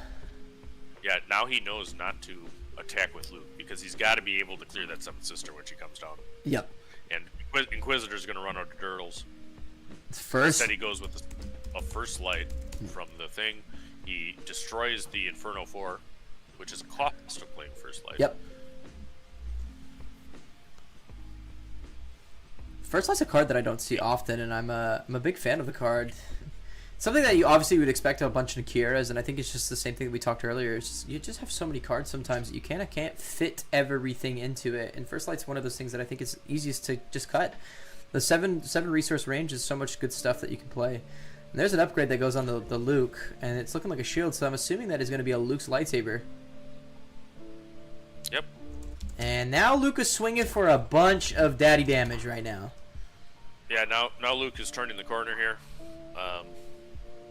You know, he knows that Ned spent his resources on First Light, tapped out. I don't think we've seen Inquisitor to deploy, but he can't ready First Light anyway. Yeah, but I don't even think there's a purpose to deploy Inquisitor at this point. You just get absolutely stomped. By Luke Skywalker. Yep. I think there's a world that you even just, if you're in Levi's shoes, I think you just leave the Inquisitor even if it gets deployed. Yeah, now it is black. I mean, it could be that there's a super laser blast in the deck. Actually, there's a handshake. Inquisitor. Yep, he concedes game 1. Yep. So that's gonna go game 1 to Levi and the Luke yellow. Looks like Redemption and Luke was in the hand. So this is where this deck is going. It's just a tempo blue deck that's gonna have a little bit of sneaky plays in that blue range. I'm a big fan of this deck. Yes. I actually think this is what I'm gonna look toward into set 3, which is Obi-Wan yellow. Is this tempo blue play? Yep. So score 1 for the Rebels. So I guess that's your heroic side of the commentary team. We'll see if my boy Inquisitor can, invoke his Sith instincts here. So the lines have been drawn, eh? Yeah, that's apparently how it is. Apparently how it is now. We'll happily take the Luke in this one. Though I'll be the, I did run a Rebel deck into my Planetary and did okay with it. Yeah. That Sabine one's okay. You did pretty dang good, I'd say. You'll do better next time, champ. Getting finals is not good enough. Yeah, that's right. I did get a full grip of Evanson's. So he's running in 12 systems. So anybody's got an Evanston deck that works, please tell me about it. Yep, because you got about 10. You got about what, like 15 of those cards? Yeah, something like that. It's insane. And then we go, and I got a whole binder page full of unrefusable offers already. So let's go. Let's go. And play more yellow, baby. All right. Well, look, guys. While we're sideboarding into this next game of round 3, in our second game of round 3, Levi's up 1-0 to Ned. After this round, when we pull in our guest segment, we're actually going to be starting to raffle our first giveaway of the day. So I just want everyone to say, hey, tell your friends, tell your mom, tell your grandma, tell your buds. If you want free cards, if you want the opportunity to get some free stuff, and we want to give back to you in the community, both from Late Night Gaming and from the Bucketheads. We want to be able to give you guys some Twilight of the Republic cards, fresh in the packs. We want to give you some Set 1, a little nostalgia. This is a Set 1 match right here, so why not just bring it right back? And we got some goodies. Right. I just posted a picture of, some of the giveaways we're going in the Late Night Discord. Anybody who's not in the Late Night Discord, please come hang out with us. Yep. We're doing good. Let's see, I think we're at like 498 last I checked. Nice. Hop in there, come hang out with us. And I do see a comment in the chat that says that Levi's really experienced on this Luke deck. So I would love to see a little more information about that. What's his history with this Luke deck? Has he been playing it all the showdowns, winning these showdowns with it? What's going on there? But he is up in game 1. Alex says goodies. Yep, so, yeah, baby. Yep, absolutely. Get it done. If you know something about these players, check us out. And my boy Symbiote, who is the master of memes. Yep. I see in the chat. What's up, Sim? How you doing? Guys, we got Swoo goodies. There's the link to the Discord is down in the bio description of the stream itself. You guys can head down to the description and you'll see both Discords, both YouTube channels, and the website for Late Night Gaming. By the way, guys, the giveaway will announce on how to enter the giveaway into the next round. But please tell your friends. Again, if you guys want an opportunity to win free stuff, we want to give back to you. We're super excited and happy about doing that. Hop in, win some free stuff, and we're super excited about it. Loopy goes ahead and links his Discord there. You can check it out in chat, guys, for the lazy folks. That's me. I'm with you too. Whenever I get a chance to be lazy, I like it. Had a nice slow morning here as I prepped for the commentary. You always want to be fresh as we go, and we hopefully will have a little bit less of a commentary day as I did on last Saturday. But I really love seeing all of this happen, throughout the country, throughout the world. They are shuffling. They've made their sideboard decisions. They've adjusted their decks. We're seeing both of these go. A note on that. One thing that I mentioned, but since I have so many people here, if you watch the final of Chicago, there was a long period of time between game 1 and game 2. I always do a pile shuffle, which is the 5 piles between the games. I almost started with an illegal deck. I had screwed up my sideboard, so I had 47 cards in it, and my pile shuffle caught it. And that's actually why that game took a little while to go. But one thing for players going into these events, I mean, you have time to shuffle, you're going to be shuffling anyway. Why not do it in a way that checks your card So count? Moy has an update on the infamous Levi Luke yellow deck right now. I'm going to let Britton talk about what this update is. Yeah, so the Moy's comment says he's been on this since set 1 and has won showdowns with it. 4-3 last week at the Seattle PQ, so this is not even the first PQ with this deck. And there was an unfortunate game loss due to forgetting to D-sideboard, actually. So that might have been a technicality that he got, actually, the loss on. That's harsh but to see. As we can see, Levi here on the Luke on the top side of your screen, he has been playing this in PQs. He's won a few showdowns with this Luke yellow deck, and he's been on it since set 1. I'm sure he started with that starter deck and built it from there. I mean, a lot of core Luke yellow cards, right? Love to see it. Luke Skywalker is a good deck. I mean, I think that actually Luke Green is a deck that not a lot of people know. It does pretty hard counter Boba Fett. Oh, it's so good. It's so good. It's so good to Boba as well. And guys, before we jump into this game here, we see cards at the table. What is Ned looking for to switch up here? How is he going to switch up his gameplay to come back and get the leg up on Levi? So, I mean, it's big damage. First, he doesn't have to deal with a Grogu to start, so that's good. He's got a First Legion Snowtrooper, is I believe the name of the card. Yep. Which is one that overwhelms if there's damage on the defender. It's a card that we don't see often. Now, Kyle in the chat is saying the judges in Utah told him if he did a pile shuffle, which he always does, then he's required to do at least 7 side shuffles afterward. Never heard of that? That is very so particular. always listen to your judges. Now, I mean, to the judge that thinks that you can manipulate a deck doing a pile shuffle, I mean, that's one thing that I think that's probably not right, because I know how to manipulate decks. Yeah. Being a former poker player. But, it's always listen to the judges. I always do side shuffles after, but, I mean, one thing the pile shuffle does as you do it is if you have at the end,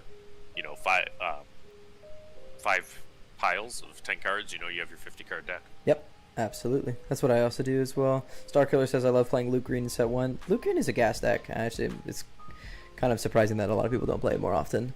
But into this game, now Ned has 3 resources. He's tapping 3. He's going to put Punishing 1 down, which is a card we did not see in game 1. Ezra Bridger comes down. Oh, hopefully he's not going to Force Lightning anybody. Dude, where's the stun gun when you need it? R2's got a shield, from Luke. Luke, his leader ability, of course, is exhaust him and pay 1 to give a shield to a unit you played this turn. So he kind of likes to play behind curve. Yep. Yeah, you're sacrificing a little bit of that tempo just to make sure that you have units that have creature stability, and that's a big deal. Yep. And Punishing 1 comes in. He's going to do attack this turn. I missed my R2 attack for the soundboard. Try to do better, folks. So I think if you're in Ned's shoes here, I think you're gonna have to control that Ezra Bridger. I mean, especially when you're playing something into a tempo. I mean, you don't want to say Levi has nothing in his hand, and Ezra completes this swing here. He kills the First Legion Snowtrooper, and then a Kiara comes out off that play. So, and Ezra can be pretty dang strong. I mean, it's not consistent because you're top decking, but for those that feel lucky, I mean, Ezra on a top deck can save action economy, can essentially draw a card. Yep. I mean, if you do get on his on attack. And the Mystic Reflection is going to come out. And Ned is actually doing the same strategy he did last time, which is actually ignoring those units and just swinging at base, trying to get as much damage as possible down. Yep. It wasn't enough last time, so hopefully he's a little faster this time around if he wants to pull that out. And we have the infamous Scry Fighter Inferno 4 coming into the Space Arena. Loopy, do you have top 2 cards of your deck? top one and bottom one. Loopy, you have a good TIE fighter sound, a little flyby sound. Not your soundboard, brother. I'm talking about you. It's actually inherent to Discord, so that's all this is. I'm actually on the official one here. I think I have a tie sound. Let's see what we got here. I'm in literally like every Star Wars Unlimited Discord. We want to hear your best Shout out spaceship to, impression. We're not going to do that. I'm going to use my soundboard if I can. So TIE Fighter, by the way, the R2-D2 is going to get the scry on top. Ezra Bridger's going to know that there's a Concord Dawn Interceptor on top. And then off the hit in play, Levi was going to play the Concord Dawn Interceptor. Now, Ned just sacked the Inferno 4 with Desperate Attack straight into the Concord. I think at the end of the day, you just go for the play anyways. You want the scry. You need to kind of get more options in your hands here. And you're willing to kind of sacrifice. I think the problem, though, is playing the Desperate Attack events is kind of where your reach is in this deck, right? You don't have the Cunnings. You don't have the... Because I know Grand Inquisitor Yellow was a meta for quite a bit at the end of set 1, where people were playing it because it was so fast, kind of like the Kylo Yellow. So there's no surprise strike, there's nothing. Your Desperate Attacks is your reach. And using one of those reach cards on a card like Concord Dawn Interceptor... And that is the Kiera. And that is what this deck is looking for, I feel, out of Levi, especially in this mid... You're looking for it on curve. You want to find Kiera at the 4 or 5 resource range because you need to see... You really need to see what's going on in the hand, and you need to kind of stop any tempo play that's coming out of this aggro deck. Yeah, and this is really kind of a tough matchup for Inquisitor. That's something that I know already, so... I mean, dealing with Luke can be a problem. Shields are a problem for Inquisitor. I mean, he has lots of low health plays. And, I mean, stuff like Kira is just real strong. So there's Deathwatch Loyalists come out. I feel like we're seeing more and more Mandalorian traits going into set 3 as well, which is so fun. Yeah, and there's our spoiler for set 3 was the Bo-Katan red-black card as 2. I mean, it's not hard to make her a Battlefield Marine. And then if you have a Mandalorian Trooper, she gets Saboteur and Overwhelm, and all of a sudden is the best 2-drop in the game. So. Yeah, you did that stream on late night with Tyler, the designer of the game, no? Yeah, shout out to Tyler for joining us. I actually did not get to be in much of that stream because I was in the final in Chicago immediately before, and I think they popped in. So, yeah, but you know, that was neat to get to actually a live spoiler and actually get to ask questions about the insights behind the cards, you know, there. So that's amazing. Yeah. Ruthless Raider dropped down. It's going to ping off the shield from Kira and then do the 2 damage onto base. This is one of the best cards, again, that we've talked about, one of the best cards in the game. And there's that Luke's lightsaber play immediately onto the Luke. Or is it the Luke's lightsaber? It's 3-drop resource. It's not going to be a Luke's lightsaber. I'm trying to figure out what that is. I can't see it close enough to know what that card is. But the Grogu does come down. There's an upgrade on the Luke. And all right, so we just had a lot of people join the Discord. Shout out to all you guys. We're certainly over 500 now. I mean, at this point, Levi is at a stacked board state. You have 4 hitting Kira. You got something hitting Luke. This is tough. Ruthless Raider's a real good card, but I mean, he needs to do 21 damage to Luke's base. And, you know, the ground arena looks near hopeless. Yeah. The tempo control now... He's probably flipping Inquisitor more or less for a distraction than anything else. And then the Leia just comes out and immediately stops it. Moy says Jedi lightsaber most likely. I agree with that. The bread and butter brother-sister combo there. You know, wrecking the Inquisition's deck. The Inquisition's deck. Sorry about that, guys. We're seeing a Sabine Wren on our screen. We love Sabine Wren, but we ain't that big into it.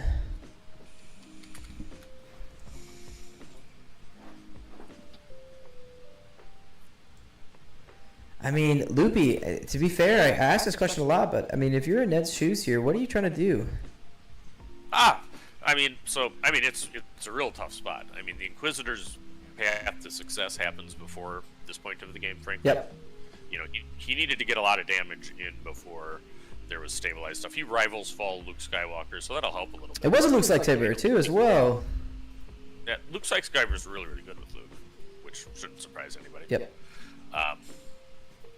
So Kira attacks, or Grogu taps down Inquisitor is what happened.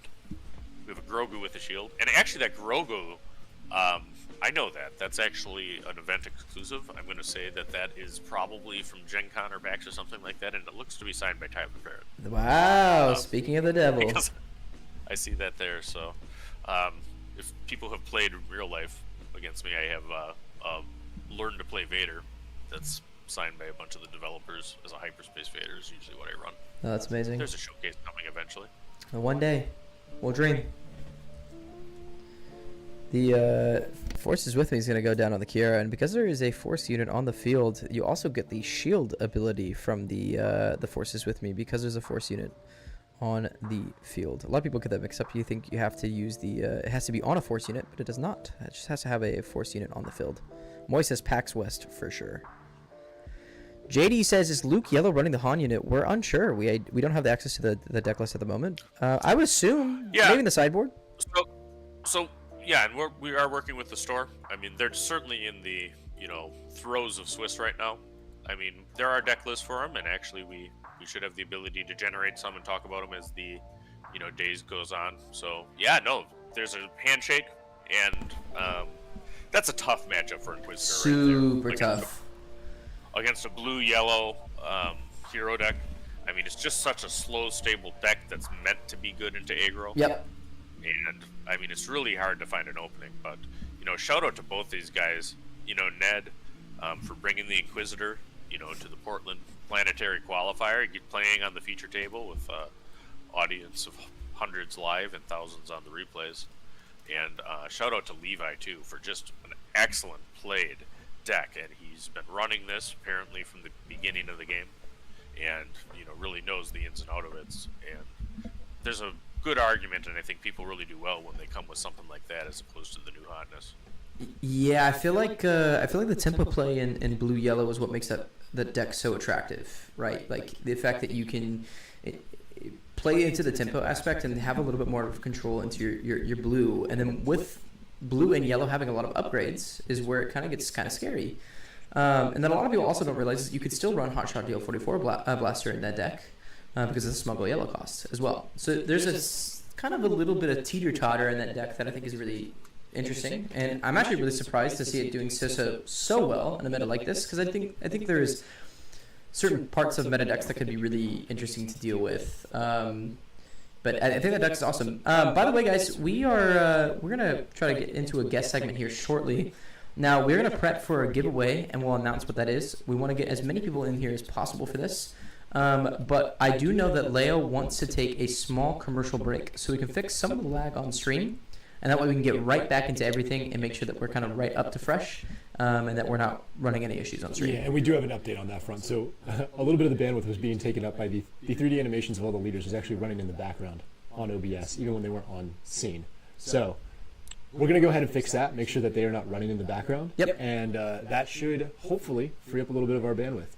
But yeah, we will jump to commercial break and be right back with a guest segment and a giveaway. Big giveaway, boys! Let's go! Ooh, late night game.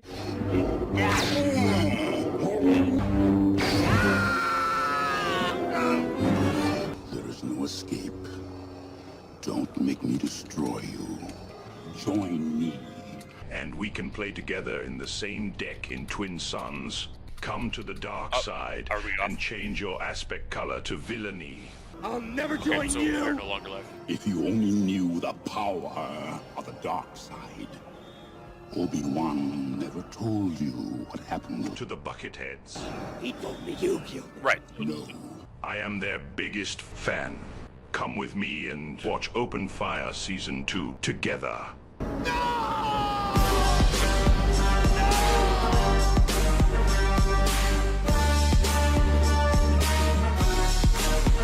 Just hide him.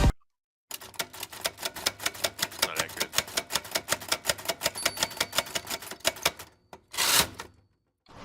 Because you're sympathetic to their cause? I Do you agree with her tactics?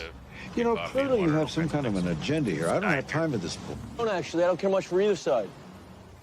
So what, that makes you fair and balanced?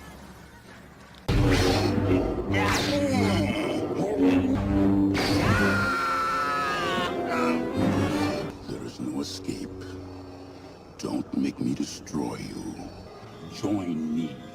and we can play together in the same deck in Twin Suns.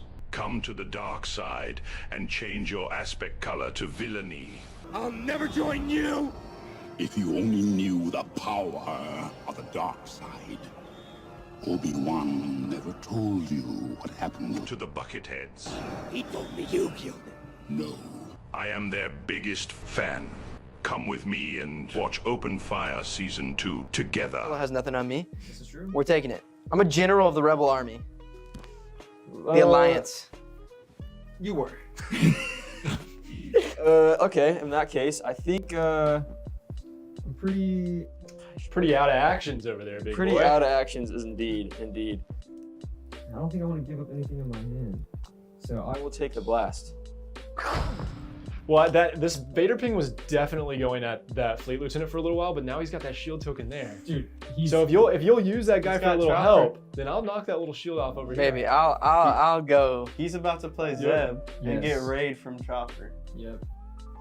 Okay, but that doesn't mean anything. It does. This guy has exhaust. And this one is discarding decks boy. and for 3. And he's nasty. For 2, bro. And he's nasty. That fleet lieutenant's looking awfully juicy for a Vader ping because it only needs 1 more damage before it's defeated.